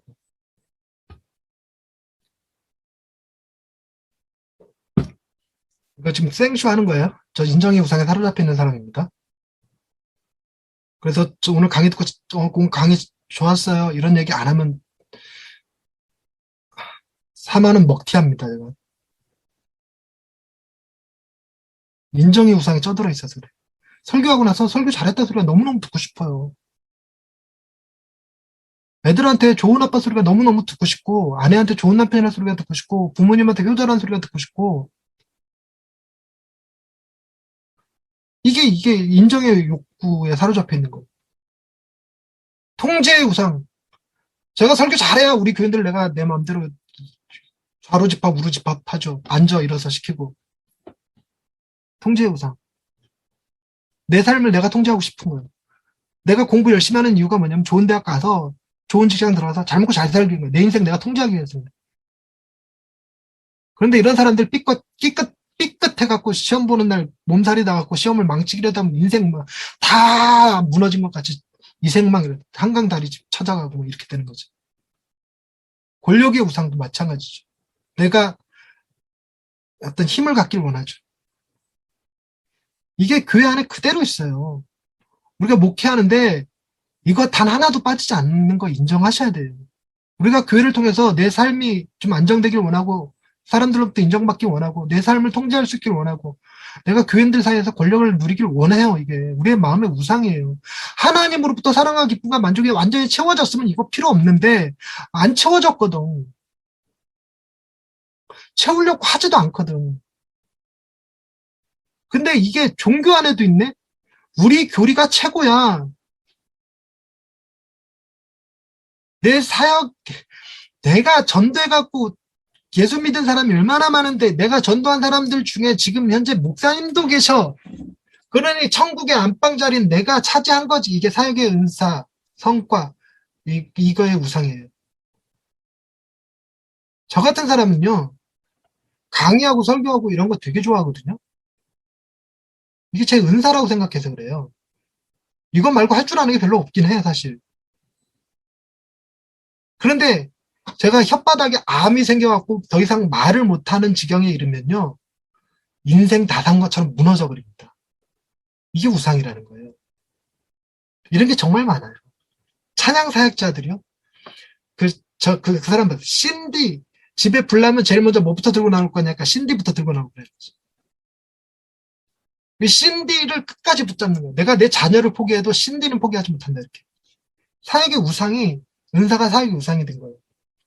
심지어 뭐도 우상이냐면, 팀 켈러의 표현이에요. 제가 지금 하고 있는 게 복음사역이라고 불리우는 일입니다. 복음사역. 이 복음사역 하는 것도 우상이라는 거예요. 저 복음사역 하면서 이 우상을 정말 많이 마주합니다. 제 안에서. 어떻게 마주하냐면요. 완전히 자연주의 세계관, 세속적 세계관에 쩌든 설교들 들을 때 있죠. 자본주의 세계관에 쩌든 설교. 그런 설교 들으면서 저건 설교도 아니야. 저걸 설교라고 하고 자빠졌네. 이러고 있단 말이에요. 이게 내 안에 이 복음사역이 우상이 돼버렸어요. 이것만이 진리야, 이렇게. 그리고 가장 흔한 게 종교 도덕주의죠. 선한 삶을 살고 있는 것을 이게 무슨 대단히 큰일 한 것처럼 어떤 사람은 자기가 예수님 때문에 구원받는 게 아니라 종교적인 선함 때문에 구원받는 걸로 착각하는 사람들 됐다 많아요. 칭의와 성화. 칭의가 먼저고 성화가 나중이야. 여러분을 의롭다 하신 하나님께서 여러분들을 거룩하게 하시는 건데 내가 거룩해졌기 때문에 하나님이 나를 의롭게 하신다라고 생각하는 순서로 바뀌는 거예요. 이게 얼마나 강력하냐면요. 시험을 치잖아요. 칭의와 성화 중 뭐가 먼저입니까? 그러면 다 칭의라고 쓰거든요. 그런데 말은 뭐라고 했냐면 내가 하나님을 기쁘시게 해드려야 돼. 내가 거룩해져야 돼. 내가 성화되어져야 돼. 이런 얘기 너무 많이 해요. 그래서 하나님의 사랑, 은혜가 먼저고 거기에 따른 행위가 단계예요. 은혜가 있고 선행이 있어요. 은혜가 있고 선행. 자, 보세요. 은행, 선행, 은행, 은혜, 선행, 은혜, 선행. 맞죠? 이게 쭉 이어지면 순서가 묘하게 어떻게 보여지냐면 선행, 은혜, 선행, 은혜 이렇게 보여져요. 그래서 내가 선을 행했기 때문에 하나님께서 내게 은혜를 주시는 거다. 이렇게 생각하는 거예요. 여러분, 우리가 은혜를 받았기 때문에 주일날 교회 나와서 예배 드리는 거거든요. 근데 우리는 뭐라고 생각하냐면 교회 나와서 예배 드려야 하나님의 은혜를 주신다는 거예요. 이게 종교 도덕주의예요. 그리고 이게 복음의 리셋이라고 표현하는 겁니다. 아무리 복음을 얘기해줘도 금방 행위 구원으로 뒤집어지는 거예요. 그래서 이 율법과 율법 폐기주의가 복음의 두 적인데 선을 행해야 구원을 받는다. 선을 행함과 상관없이 구원하신다. 이게 둘 다 복음이 아닌 거예요. 제 말을 오해하면 선을 행하는 것과 구원은 다른 거구나. 이렇게 선을 행하지 않고 악을 행하는데도 구원하시는구나. 그러니 우리는 선을 행할 필요가 없어. 이거는 율법 폐기론자예요. 그런데 이걸 보시면 복음의 두 적을 팀켈러가 한 자궁에서 나온 이란성 쌍둥이라고 얘기합니다. 제가 이란성 쌍둥이 아빠예요. 제가 아들, 딸을 낳았어요. 1분 간격으로. 딸이 먼저 태어나서 딸이 누나예요. 한 자궁에서 나온 이란성 쌍둥이인데 왜 이렇게 표현했냐면 하나님에게는 공의와 사랑이 공존하십니다. 정말로 찬란하게 공존하세요. 십자가를 딱 보는 순간 하나님의 공의가 실현되어졌고 그 안에서 하나님의 사랑이 나타나죠. 공의를 바라보면서 내가 생각하는 것보다 훨씬 더 큰 죄인이었구나. 사랑을 바라보면서 내가 기대하는 것보다 훨씬 더 큰 사랑을 받는 존재구나. 공의와 사랑이 찬란하게 빛나는데 율법주의자는 사랑을 포기하고 공의만 붙잡은 거. 율법 폐기주의자들은 공의를 포기하고 사랑만 붙잡은 거. 즉 둘 다 하나님의 속성의 반쪽만 가진 거. 그래서 한 자궁에서 나온 두 이란성 쌍둥이라고 불리는 겁니다. 율법과 율법 폐기주의. 그래서 사람들이 착각하는 게 이쪽 끝에 율법, 이쪽 끝에 율법 폐기주의가 있으니까 달리 얘기하면 이쪽 끝에 도덕주의가 있고 이쪽 끝에 상대주의가 있다고 생각하는 거죠. 이쪽 끝에 행위가 선한 행위가 있고 이쪽에 자유주의가 있고 이렇게 생각하는 겁니다. 그러면 복음은 이 중간 어디쯤으로 이해하시는 분들이 참 많아요. 이 중간 어디쯤으로. 이 중간 어디쯤이 아니에요. 그냥 복음은 다른 거예요. 그래서 종교와 복음은 전혀 다른 겁니다. 복음은 종교가 아닙니다. 이거 머리로 이해가 돼요. 처음에 딱 듣는데 복음은 종교가 아닙니다. 뭔 소리야? 이렇게 들리잖아요. 종교는 내가 행하는 대로 복을 받는 게 종교. 복음은 하나님이 나를 먼저 받아주심으로 내가 그에 반응하는 방식으로 선을 행하는 것이 복음이에요. 복음은 자기 중심성을 극복해서 교만함과 두려움이 아니라 겸손함과 담대한 마음으로 새롭게 빚어져서 새창조, 새롭게 빚어져서 내 마음으로부터 복음이 나오는 거예요. 선한 행위가 나오는 거예요. 그래서 복음을 선한 행위를 사랑의 삶을 창조하는 좋은 소식이다 이렇게 표현합니다. 사랑의 삶을 창조하는 좋은 소식. 복음의 속성 안에는 업사이드 다운, 인사이드 아웃, 포워드백이 있습니다. 업사이드 다운은 성육신, 위에서 아래로 내려오신, 인사이드 아웃은 십자가에 달려 죽으신, 포워드백은 부활하심을 얘기하는 거예요. 그때 대해서 자세히 얘기하도록 하고요. 자, 요것만 다루고 끝내겠습니다. 요것도 있구나. 팀 켈러의 이 글 전개 방식, 그리고 설교 방식을 보시면 기본 구조가 창조, 타락, 구속, 회복이라고 하는 구조를 띠고 있습니다. 창조, 타락, 구속, 회복. 이게 역사관이에요. 팀 켈러의 역사관.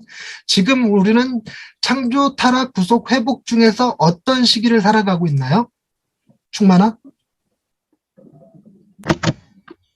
회복입니다. 그렇지. 십자가 이미 끝났고 우리는 회복의 시대를 살아가고 있죠. 그런데도 끊임 우리는 회복의 시대를 살아가니까 우리 시대에 뭐가 이루어져야 되냐? 하나님의 나라가 임하는 거죠. 하나님의 나라를 우리가 이루어가는 거죠. 하나님의 나라를 위하여 일하는 거죠.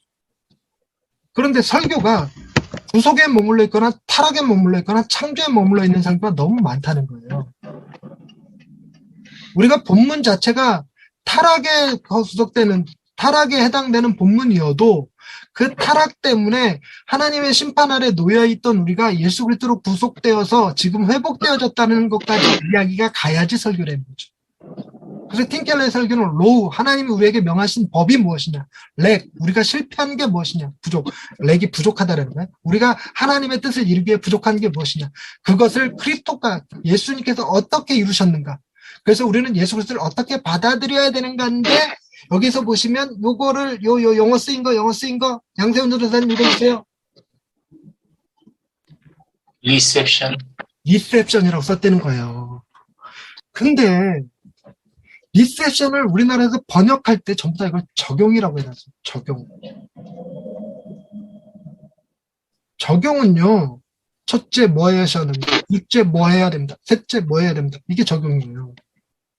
그럼 자연스럽게 어디로 가요? 종교 도덕주의로 가요. 리셉션이 그 적용이 아니에요. 예수 그리스도를 영접하는 거예요. 리셉션 홀 들어보셨죠? 호텔 들어가면 이 인포메이션이 거기에 리셉션이라고 써 있습니다. 손님을 맞이하는 곳. 옛날들 의사들 이렇게 세미나 하고 난 다음에 디프리 하잖아요. 술 파티 하는 장소를 리셉션 홀이라고 그래요. 리셉션이란 예수 그리스도를 내 안에 받아들여서 내 안에서 예수 그리스도가 즐거워지고 행복해지고 예수 그리스도가 내 안에 전부가 되어지고 예수 그리스도 때문에 기쁘고 즐겁고 막 이렇게 되어지는 거, 예수 그리스도에서 하나님이 주시는 사랑과 기쁨과 만족이 내 안에 막 넘쳐나는 거, 이거 얼마나 교만해야 되냐면요, 여러분, 이 예수 그리스도께서 행하신 그 일을 바라볼 때 우리 안에 어떤 일이 벌어지냐, 나는 하나님의 창조, 하나님의 형상으로 지음받은 자야, 하나님이 나를 중심으로 얘기하고 계시죠. 예수 그리스도, 내가 너를 나의 생명으로 구원하였어. 예수 그리스도의 피값으로 산 존재, 성령님이 우리 안에 거하시면서 너는 성전이야 라고 얘기하죠. 즉 내가 이 예수 하나님 성령님 안에 사로잡혀 들어가서 전폭적인 타자지향적 사랑의 관계가 완전히 몸에 배이신 그분들이 내 안에 어마어마한 사랑과 기쁨과 만족을 막 쏟아부어줘. 그러니까 내가 그 사랑이 감당이 안 되고 벅차 막 너무 기뻐, 막 너무 행복해. 어머 미친 거 아니야? 이렇게까지 될 정도로 막 너무 행복해. 막 아무것도 필요 없어. 막 이렇게 되어지는 거. 이게 리셉션이라고요. 그런데 이렇게 되면 자연스럽게 어떻게 되냐면 이 사랑을 흘려보내고 싶어. 그러니까 가족들한테 잘하게 되겠죠. 내게 주신 달란트를 하나님을 위해서 쓰고 싶어. 하나님 나라를 위해서 쓰고 싶겠어. 그러면서 직장 다니면서 정직하게 막 직장 다니면서 공의롭게 막 시간 잘 지키고 오히려 더 헌신하고 다른 사람들을 배려하고 막 이렇게 해요. 이게 자연스럽잖아요. 자연스러운 반응이죠. 자연스러운 반응. 근데 종교 도덕주의는 가족을 사랑하셔야 됩니다. 직장에 가서 정직하셔야 됩니다. 헌신하셔야 됩니다. 이러고 얘기하고 있다는 거예요. 뭐가 잘못됐죠. 립세션을 적용이라고 번역하면 그런 일이 벌어진다는 거예요. 근데 틴켈러는 립세션이라고 쓴 거예요. 그러면서 이걸 얘기하거든요. 플롯. 여러분, 명제와 이야기는 다른 거예요. 명제와 이야기. 여러분, 빨간 망토 차차가 할머니에게 도시락을 가져다 주었습니다. 이건 그냥 명제예요. 팩트. 이게 스토리가 되기 위해서는 반드시 위기가 등장해야 돼요. 위기. 빨간 망토 차차가 할머니에게 도시락을 갖다 주러 가다가 여우를 만났어요. 이렇게 들어요. 그래서 어떻게 됐대? 그때 나무꾼이 나타나서 여우를 빡 때려 죽이고 할머니한테 잘 도시락을 배달해 주었습니다. 이게 스토리라는 거예요. 하나님이 우리에게 거룩할 것을 말씀하셨습니다. 그런데 우리가 막 살아버렸네? 어떻게? 하나님 앞에 다 뒤졌네? 그때 예수 그리스도께서 나타나셔서 우리의 모든 죄를 다 짊어지시고 우리에게는 하나님의 그 거룩을 덧입혀 주셨습니다. 그래서 우리는 하나님의 자녀가 되었습니다. 이게 이제 스토리라는 거죠. 이런 구도, 기승전결, 발단, 위기, 절정, 결말의 구도를 가지고 있어야 된다는 거예요. 그리고 우리가 이 복음을 가지고 도시에 적용하고 운동을 일으키기 위해서는 이 상황화된 신학적 비전이 있어야 되는데, 어머나, 나 오늘 서른도 해야 되는데, 에필로그, 프롤로그도 해야 되는데, 시간이 다 가버렸네? 프롤로그 다음 시간에 다루도록 할게요. 프롤로그 다룰 때 상황화된 신학적 비전 얘기할게요. 상황화된 신학적 비전, 이거 굉장히 많이 등장하기 때문에, 이거는 그냥 입에 달달달 해보셔야 돼요. 상황화된 신학적 비전. 근데, 제가 이 일을 하다 보니까 이 일을 하시는 분들이, 이게 자주 쓰는 표현이거든요. 복음 스피릿이 써야 된다. 이렇게. 복음 스피릿. 우리가 복음 스피릿을 가지고 일해야 된다. 이런 표현을 자꾸 쓰더라고요. 틴 켈러는 이 복음 DNA라는 말을 잘 써요. 복음 DNA. 전 이게 너무 좋은 게, 여러분, 우리나라는 주로 뭘 쓰냐면, 복음적 관점이라는 표현을 써요. 관점. 색안경. 색안경은 내가 어떻게 바라볼 거냐에 대한 얘기거든요.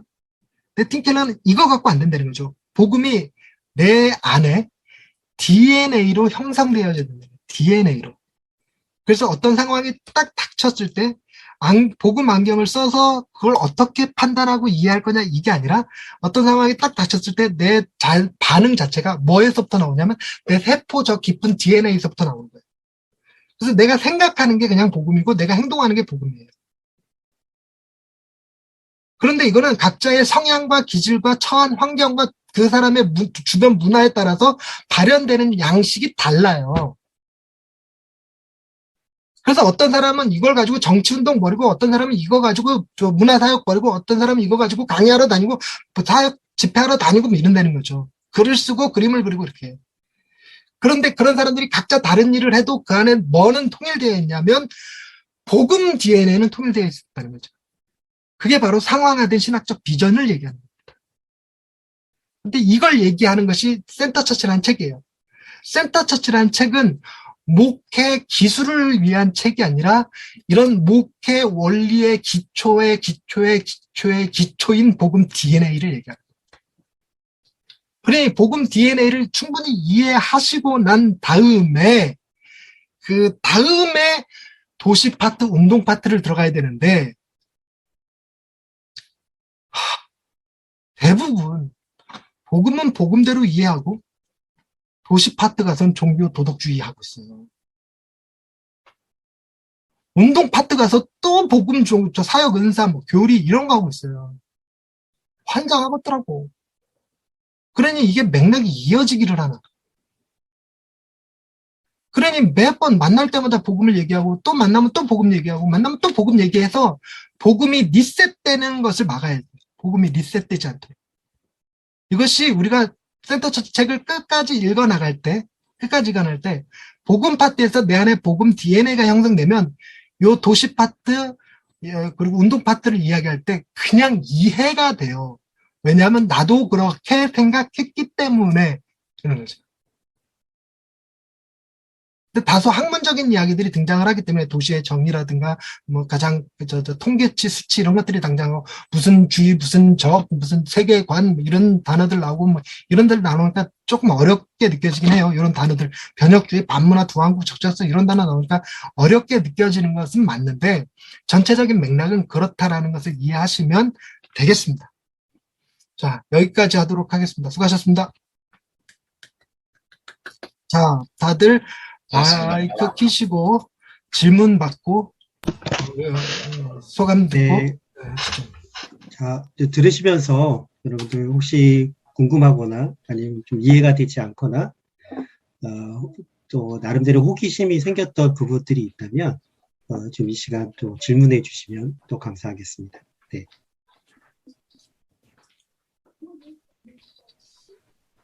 마이크 일단 다 켜주세요. 마이크부터.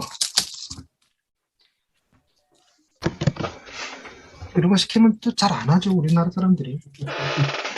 누군가 그런 거 있어요. 누군가가 한 사람이 본물만 터뜨려주면 또 잘 나와요. 총대를 매야죠.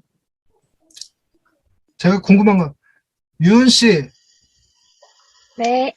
신학하고 관련이 있으신 분이세요? 아, 저 사실 서울장신대학 신학과 졸업하고 지금 이제 신학대학원 준비하고 있습니다. 청년인 줄 네. 알았더니 아니었구나. 청년이었네. 네. 청년의 네. 입장에서 지금 이야기가 어떻게 들렸을까 묻고 싶었는데 아, 네. 오늘 강의 그럼 서울장시 출신인데 후배네? 네. 내가 안녕하세요. 지금 예찬아 충만하고 그랬는데 유은 씨 그러면 이상하잖아. 유은아 네. 미안해요. 유은아 네.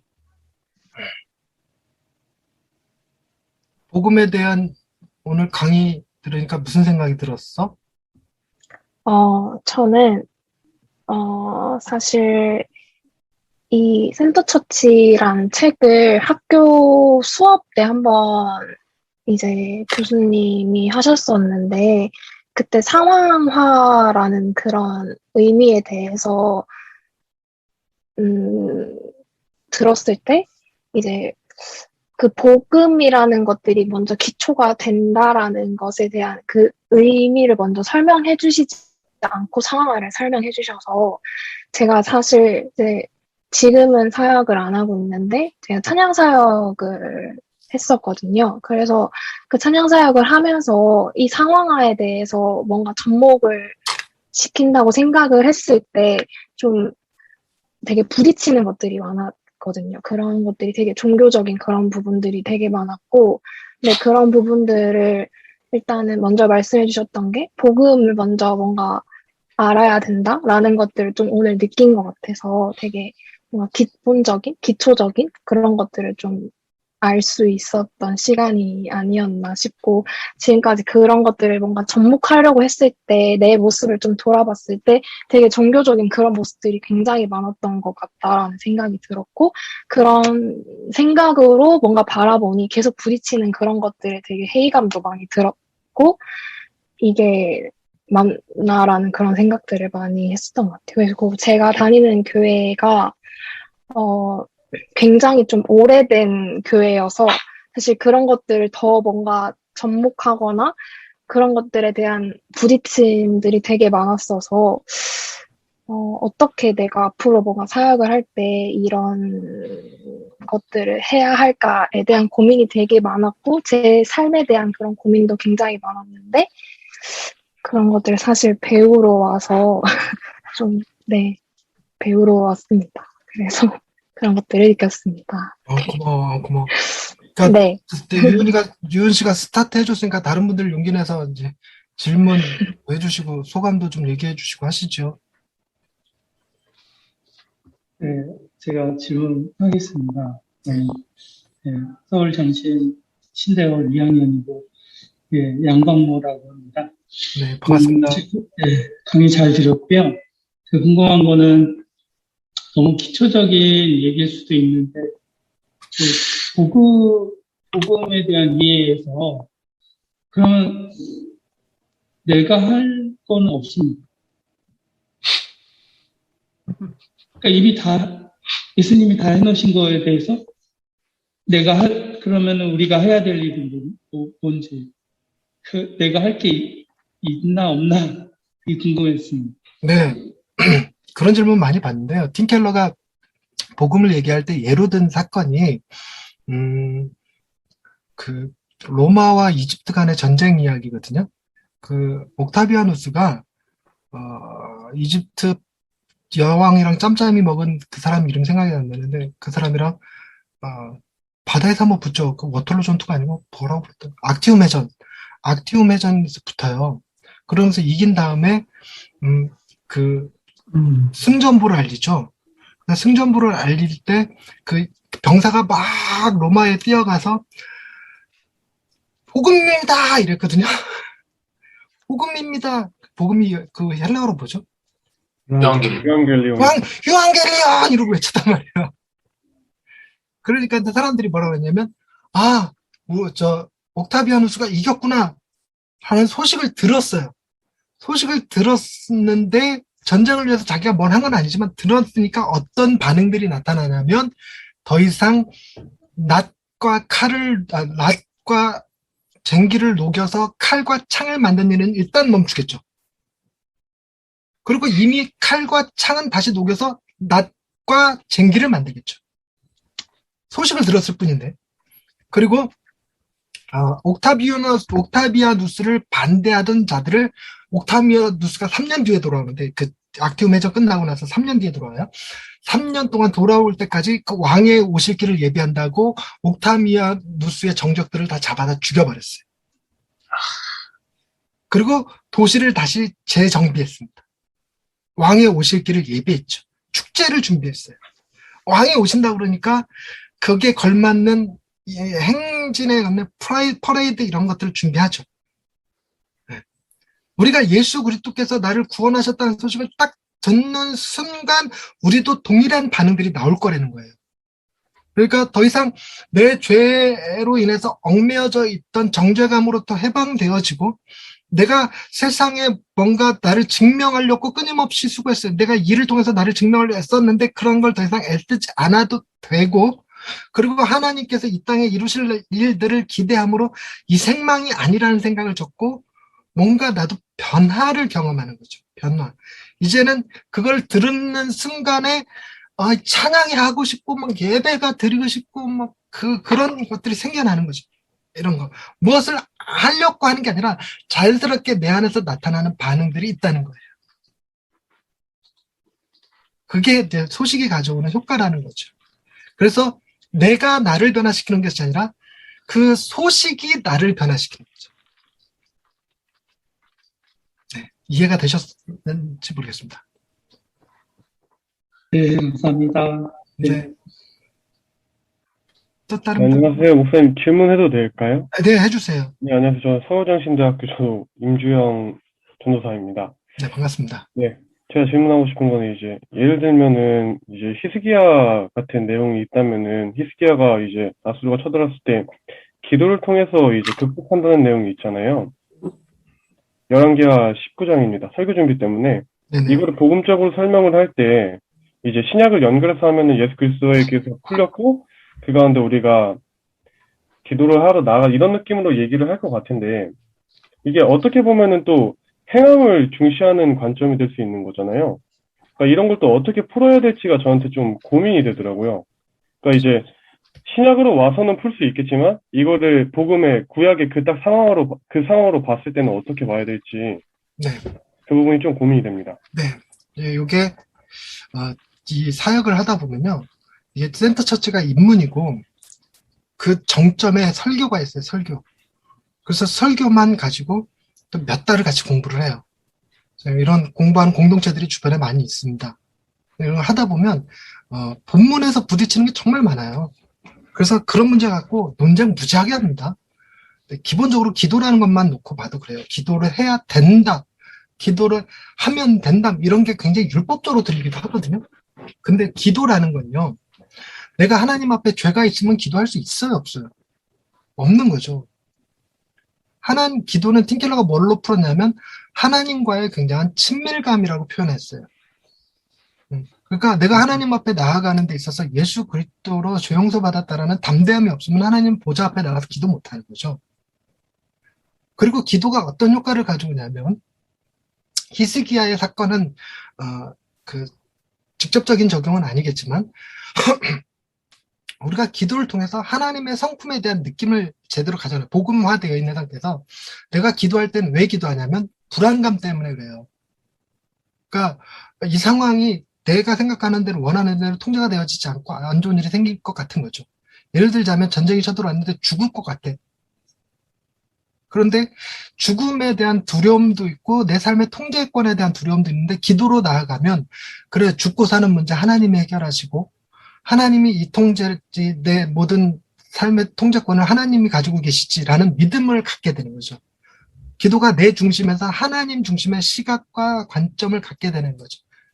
근데 그 결과가 히스기야는 물론 하나님이 물리치는 방식이었지만 때로는 하나님에 의해서 하나님의 뜻은 바벨론의 포로로 잡혀가는 것일 수도 있거든요. 그러나 그런 상황 가운데서 우리가 평강과 기쁨을 잃어버리지 않는 좋은 수단이 기도예요. 아무것도 염려하지 말고 오직 모든 일에 기도와 간구로 너희 구할 것을 감사함으로 하나님께 아뢰라. 그리하면 모든 지각, 모든 지혜, 모든 지각에 뛰어나신 하나님의 평강이 그리스도 예수 안에서 너희 마음과 생각을 지키시는 형태로 나타나죠. 그래서 복음이 반드시 전제되어져 있어야지만 그런 거죠. 하나님 예수 그리스도께서 나를 위해 십자가 달려 돌아가셨다는 생각을 갖지 않으면 그 복음이 없으면 이 어려움이 나를 향한 하나님의 심판으로 이해해버릴 수 있어요. 그런 사람들한테 기도하라고 해야 되겠죠. 기도하십시오. 복음을 깊이 묵상하시면서 복음 안에서 기도하십시오. 그래서 틴켈러의 기도라는 책이 있어요. 묵상이라는 책도 있고 보시면 네, 읽어봤습니다. 네, 거기에 내용들이 다 말씀 속에 담겨진 하나님의 성품과 복음을 캐치해서 그 성품에 대한 완전한 신뢰를 갖지 못한 자신에 대한 회개와 그 신뢰를 바탕으로 새롭게 마음을 다스리는 내용의 기도가 거의 대부분입니다. 신뢰를 통한 회복으로서의 기도, 뭐라고 봐야 될까? 의지한다. 죄송합니다. 좀만 생각을 해보고, 제가 정리가 안 돼가지고. 네, 말을 이렇게 표현할게요. 하나님은 온 세계를 창조하신 분입니다라는 본문을 딱 읽고, 그러는 거예요. 기도할 때는. 하나님이 이 세상을 창조하시고 운행하신 분인데도 불구하고 이 세상을 내가 돌려야 된다라는 과부한 부담감에 사로잡혀 살았음을 용서하여 주옵소서.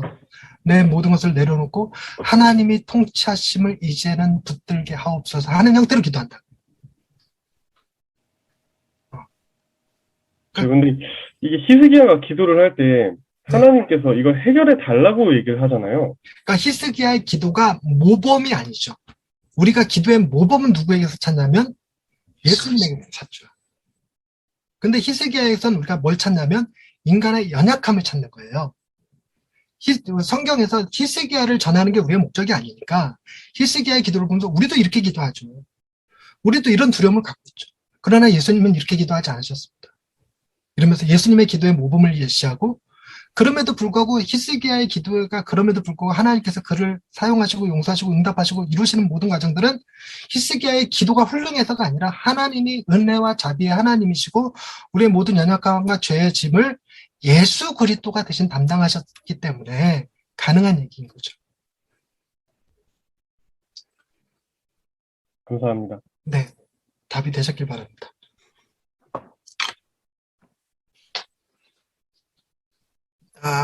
다른 분, 목사님들 느낌도 좀 듣고 싶어요. 제가 후배들한테 강의한 것이 아니니까. 목사님들도 좀, 그 질문보다는 소감을 좀 얘기해 주시면 더 좋을 것 같아요. 목사님들이 질문하신다 그러면 살짝 겁이 나. 제가 한 가지 좀 질문해도 될까요? 네, 네, 예. 목사님. 일단 너무 잘 들었고요. 네. 그리고 사실 센터천치라는 이 책을 오래전에 사놓기는 했는데 이게 너무 두꺼워서 읽지 못하고 있다가 그런데 꼭 한번 좀 읽어보고 싶은 마음이 들었었는데 김민철 목사님이 어쨌든 소개해서 이렇게 듣게 되었는데요. 일단 어쨌든 제일 처음에 말씀하신 대로 용어들이 조금 생소한 것들이 있기는 해서 참 이게 100% 이해하기는 어렵다라는 생각이 일단은 들었지만 어쨌든 그 내용이나 사상이나 이런 것들이 굉장히 깊구나. 그리고 나의 어떤 부족함, 또 복음을 이해하는 데 있어서 너무나 단편적인 이해를 하고 있지는 않았나. 이런 생각도 하게 되고요. 그래서 여러 가지 배우고 또 이 책을 한번 진짜로 깊게 읽어봐야 되겠구나 도전을 받았는데 그냥 제가 목사님께 드리고 싶은 질문은 왜 특별히 팀 켈러에 집중하셨는지. 그러니까 이 팀 켈러 목사님이 이제 뉴욕 맨하튼이라고 하는 어떤 세계적인 대도시에서 목회하셨고 거기에서 또 이제 성공하신 분이잖아요. 그런데 지금 우리나라의 어떤 이 상황에 팀 켈러 목사님의 우리가 집중해야 되는 이유가 있는지, 예. 그거에 대해서 좀 개인적인 의견을 좀 듣고 싶습니다. 제 별명이 전 켈러예요. 네. 그러니까 하도 켈러 해야 되니까 심지어 어떤 사람은 켈러가 예수냐? 이렇게 얘기하는 사람도 있어요. 팀 켈러는 물론 우리 통합 측 장신대에서는 팀 켈러보다 누가 더 유명하지? 톰 톰라이트. 예. 라이트가 맞나? 톰 라이트가 더 유명하거든요. 그러니까 그러면 이렇게 얘기할 수 있어요. 톰 라이트가 전부야? 톰 라이트가 진리야? 이렇게 여러 학파들, 여러 이야기들 중에 하나겠죠. 근데 저는 팀 켈러를 만나기 전에 분할계, 알파, 그 이전에는 윌로우 크릭 처치, 새들백 이런 거 얘기 들을 때 되게 불편했어요. 제가 교회를 개척하고 지금 개척한 교회거든요. 개척하고 나서 제가 32살 때 개척을 하다 보니까 끊임없이 끌려다니는 세미나가 부흥 세미나였어요. 부흥 세미나 가면 제일 먼저 짜증났던 게 성령이 너희에게 마시면 너희가 성령이 너희에게 계시면 너희가 권능을 받고 예루살렘과 온유대와 사마리아와 땅 끝까지 이르러 내 증인이 되리라 라고 하는 거를 그런 부흥 세미들마다 전부 다 되라로 바꿔놨어요. 리자를 빼먹었어요. 리자. 현수막에도 그렇고 책자에도 그렇고 리자를 빼먹어도 요게 되게 신경이 거슬리더라고요. 나는. 되라와 되리라의 차이 이런 거죠. 이게 어떻게 들리냐면 되라 그러면 뭘 해야 될 것 같고 되리라 그러면 하나님의 예언같이 들리거든요. 그래서 내가 어떻게 될 거라는 하나님의 예언이 나에게 소망이 되고 희망이 되는데 되라 그러면 내가 뭔가를 열심히 해야 될 것만 같은 그렇게 되지 않으면 내가 게으른 것 같은 달리 얘기하면 내가 우리 교회가 부흥하지 못하면 이렇게 하나님 앞에 게으른 종이고 지옥에 떨어질 수밖에 없는 사람이고 뭐 이런 느낌 심할 때 그래서 나중에는 제가 그것 때문에 자살도 꿈꾸고 그랬었는데 그런 느낌이 강했어요. 그래서 부흥 세미나 다닐 때보다 엄청난 죄책감에 시달렸어요. 정죄를 많이 받는 느낌이었어요. 기도가 하루에 몇 시간을 기도를 했느냐, 전도지를 몇 장을 뿌렸느냐, 뭐 무슨 훈련을 했느냐, 뭐 프로그램을 했냐 안 했냐 뭐 이런 거. 그러는 와중에 지역 목사님이 정갑신 목사님 아까 내가 예를 들었는데 정갑신 목사님이 저희 지역에 계시는데 저한테 센터 처치 책 같이 공부하자고 불렀어요. 학습 공동체 하자고. 근데 처치라고 끝나는 책들마다 전부 다 부흥이었어, 부흥. 그래갖고 내가 그때 한참 막 승질이 이렇게 혈기가 왕성할 때였는데 지금은 제가 복음으로 유순해진 거고 한참 혈기가 왕성할 때인데 내가 이 책을 다 읽고 죄송합니다. 아빠 강의 중이야. 알았어. 읽고 가서 반박하려고 그랬어요. 반박. 그래갖고 이 책을 먼저 사갖고 딱 펼쳐서 읽는데 부흥에 관한 책이 아니네. 복음에 관한 책이네. 이러면서 엄청난 그 위로를 경험했어요. 그러니까 뭐라 그러죠? 그러니까 반발심이 강한 상태에서 위로를 받으니까 그거 더 크게 느껴져요. 상대적으로 더 깊이. 그리고 제가 처한 환경이 되게 어렸어요. 어머니 치매의 분노성에 애 안 하는 백혈병으로 죽고 애 안 하는 또 난소암에 걸려 있고 뭐 이런 상태. 내 딸아이는 장애를 가지고 병원 다녀야 되고 교회는 부흥하지 못하고 뭐 이런 상태, 주변 상태가. 그러니까 막 승질이 막 이러는데 틴켈러의 책을 읽으니까 위로가 너무 되는 거예요. 복음을 들으면서 이 내 딸아이 문제, 부모님의 문제, 조카들의 문제, 내 경제적인 문제, 내 존재에 대한 문제, 이런 문제들이 너무 많이 위로가 되니까 막 책을 읽으면서 울기도 엄청 울고, 그래갖고 이 책을 시작하기 전에 3번 읽고 왔어요. 780페이지짜리 책을 3번을 읽고 왔어요. 그래갖고 완전히 틴켈러 팬이 됐어요. 근데 이 책이 처음에 학습 공동체 할 때 틴켈러의 책들이 번역이 안 돼 있었어요. 베가북스에서 나온 책들이 먼저 번역이 돼 있었는데 절판된 상태에서 책을 구할 수 없을 때 이 정가신 목사님한테서 책을 하나님을 말하다 그리고 마르지 않는 샘, 지금 탕부 하나님으로 되어 있죠. 탕부 하나님 이런 것들을 듣고 두란노에서 책이 나올 때까지 막 몇 번을 반복해서 읽었어요. 너무 좋아서, 그냥 너무 좋아서. 그래서 두란노에서 책이 나오면 나오게 하고 무섭게 다음 책 나올 때까지 그 책이 달달달달달 해질 때까지 읽고 또 읽고 또 읽고 나중에는 답이 되는 기독교 같은 경우는 내가 말을 하고 싶어서 직접 받아 한번 옮겨 적기도 하고 막 이랬단 말이죠. 그러니까 뭐였냐면 왜 틴켈러냐? 제가 처한 환경에서 틴켈러가 답이었고 틴켈러밖에 안 보였어요. 그냥 이렇게 돼버렸어요. 거기서 입덕했다 그러죠. 그냥 틴켈러에게 입덕했기 때문에 왜 틴켈러냐 이런 고민 안 했어요. 그러다 보니까 제가 워낙에 이 틴켈러에 빠져갖고 막 책은 틴켈러 책만 읽고 뭐 말하는 것도 틴켈러만 얘기하고 그러니까 사람들이 전켈러라고 부르고 하려다 보니까 그거에 짜증낸 사람들이 틴켈러가 예수냐 이렇게까지 간 거예요. 그때 정신이 좀 들긴 했어요. 그래 틴켈러가 전부는 아니지. 근데 틴켈러도 뭐라고 얘기하냐면 자기가 어느 신학자한테 삘 꽂혀서 살다가 어느 신학자한테 삘 꽂혀서 살다가 이렇게 됐다는 거예요. 그러면서 자기 얘기는 누군가는 틴켈러인 나에게 삘이 꽂혀 있을 텐데 나에게 머무르는 것이 아니라 나를 딛고 새롭게 다른 데로 옮겨가야 된다. 이런 주장을 해요. 그러니까 틴켈러가 자기가 정답이 아니라 자기는 과정이라고 얘기를 해요. 그런 겸손함도 좀 매력적이기도 했고 그래서 틴켈러를 좋아하게 됐고 틴켈러 이야기를 하면서 어떤 사람은 받아들이고 어떤 사람은 그런 거 있죠. 맨하탄이랑 한국이랑 상황이 달라! 근데 어떻게 맨하탄에 사신 분의 이야기를 한국에서 어떻게 이게 그거는 이제 도시 상황이나 뭐 문화에서는 약간의 차이점이 있을 수 있으나 변증과 복음이라고 하는 관점에서는 아니라고 생각이 들었던 거예요. 이거는 정말 한국 교회에 너무너무 틴켈러가 필요하다. 이 복음이 너무나 왜곡된 틴켈러를 만나고 나서 보니까 복음이 너무나 많이 왜곡돼 있다라는 그런 생각이 많이 들었어요. 그래서 제가 이거를 할 때 주변에서 그러니까 이거를 뭐 20명, 30명 이렇게 모아갖고 할 생각을 한 번도 안 했어요. 그렇게 이제 뜻이 맞는 사람을 찾기도 어렵고 틴켈러 얘기하면 우리 통화집 같은 경우는 톱나이트지 뭐 이렇게 얘기하는 사람들이 더 많아서 그래서 이제 몇몇 사람들 지금 여기 계신 분들 중에는 이제 양세훈 전도사님 계신데 양세훈 전도사님은 제가 따로 이렇게 해서 복음 이야기를 매주 해요. 매주 이런 소규모 학습 공동체 2-3명으로 이루어진 소규모 학습 공동체를 여러 개를 만들었어요. 여러 개를 만들어서 그들과 함께 끊임없이 대화를 복음 대화. 그러면서 틴켈러는 복음을 이렇게 얘기했다가 정말 적용점이 정말 많아요. 결혼을 말하다, 정의를 말하다, 일과 영성 이런 것들 주제들이 굉장히 많습니다. 고통에 답하다 뭐 이런 것들. 그런 주제들을 얘기하다 보면 밑도 끝도 없어요. 정말. 그리고 이 얘기하는 것 자체가 아까 제가 강의하실 때 제 분위기와 표정 보셨겠지만 너무 신나지 않나요? 저 이게 너무 신나요. 그러니까 이제 목사님의 질문에 아주 정확한 답변. 왜 틴켈러냐? 틴켈러가 왜 답이냐? 저한테서 들으면 잘못 들어요. 저한테서 들으면 그거죠. 무조건 BTS지. 이렇게 주장하는 아미들이랑 똑같아요. 무조건 틴켈러지. 이렇게. 그래서 저 스스로 별명이 틴켈러 빠돌입니다. 빠돌.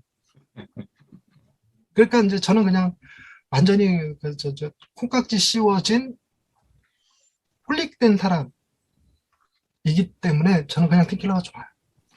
알겠습니다. 충분히 목사님의 열정이 느껴졌습니다. 예. 네, 답변이 됐으면 감사합니다.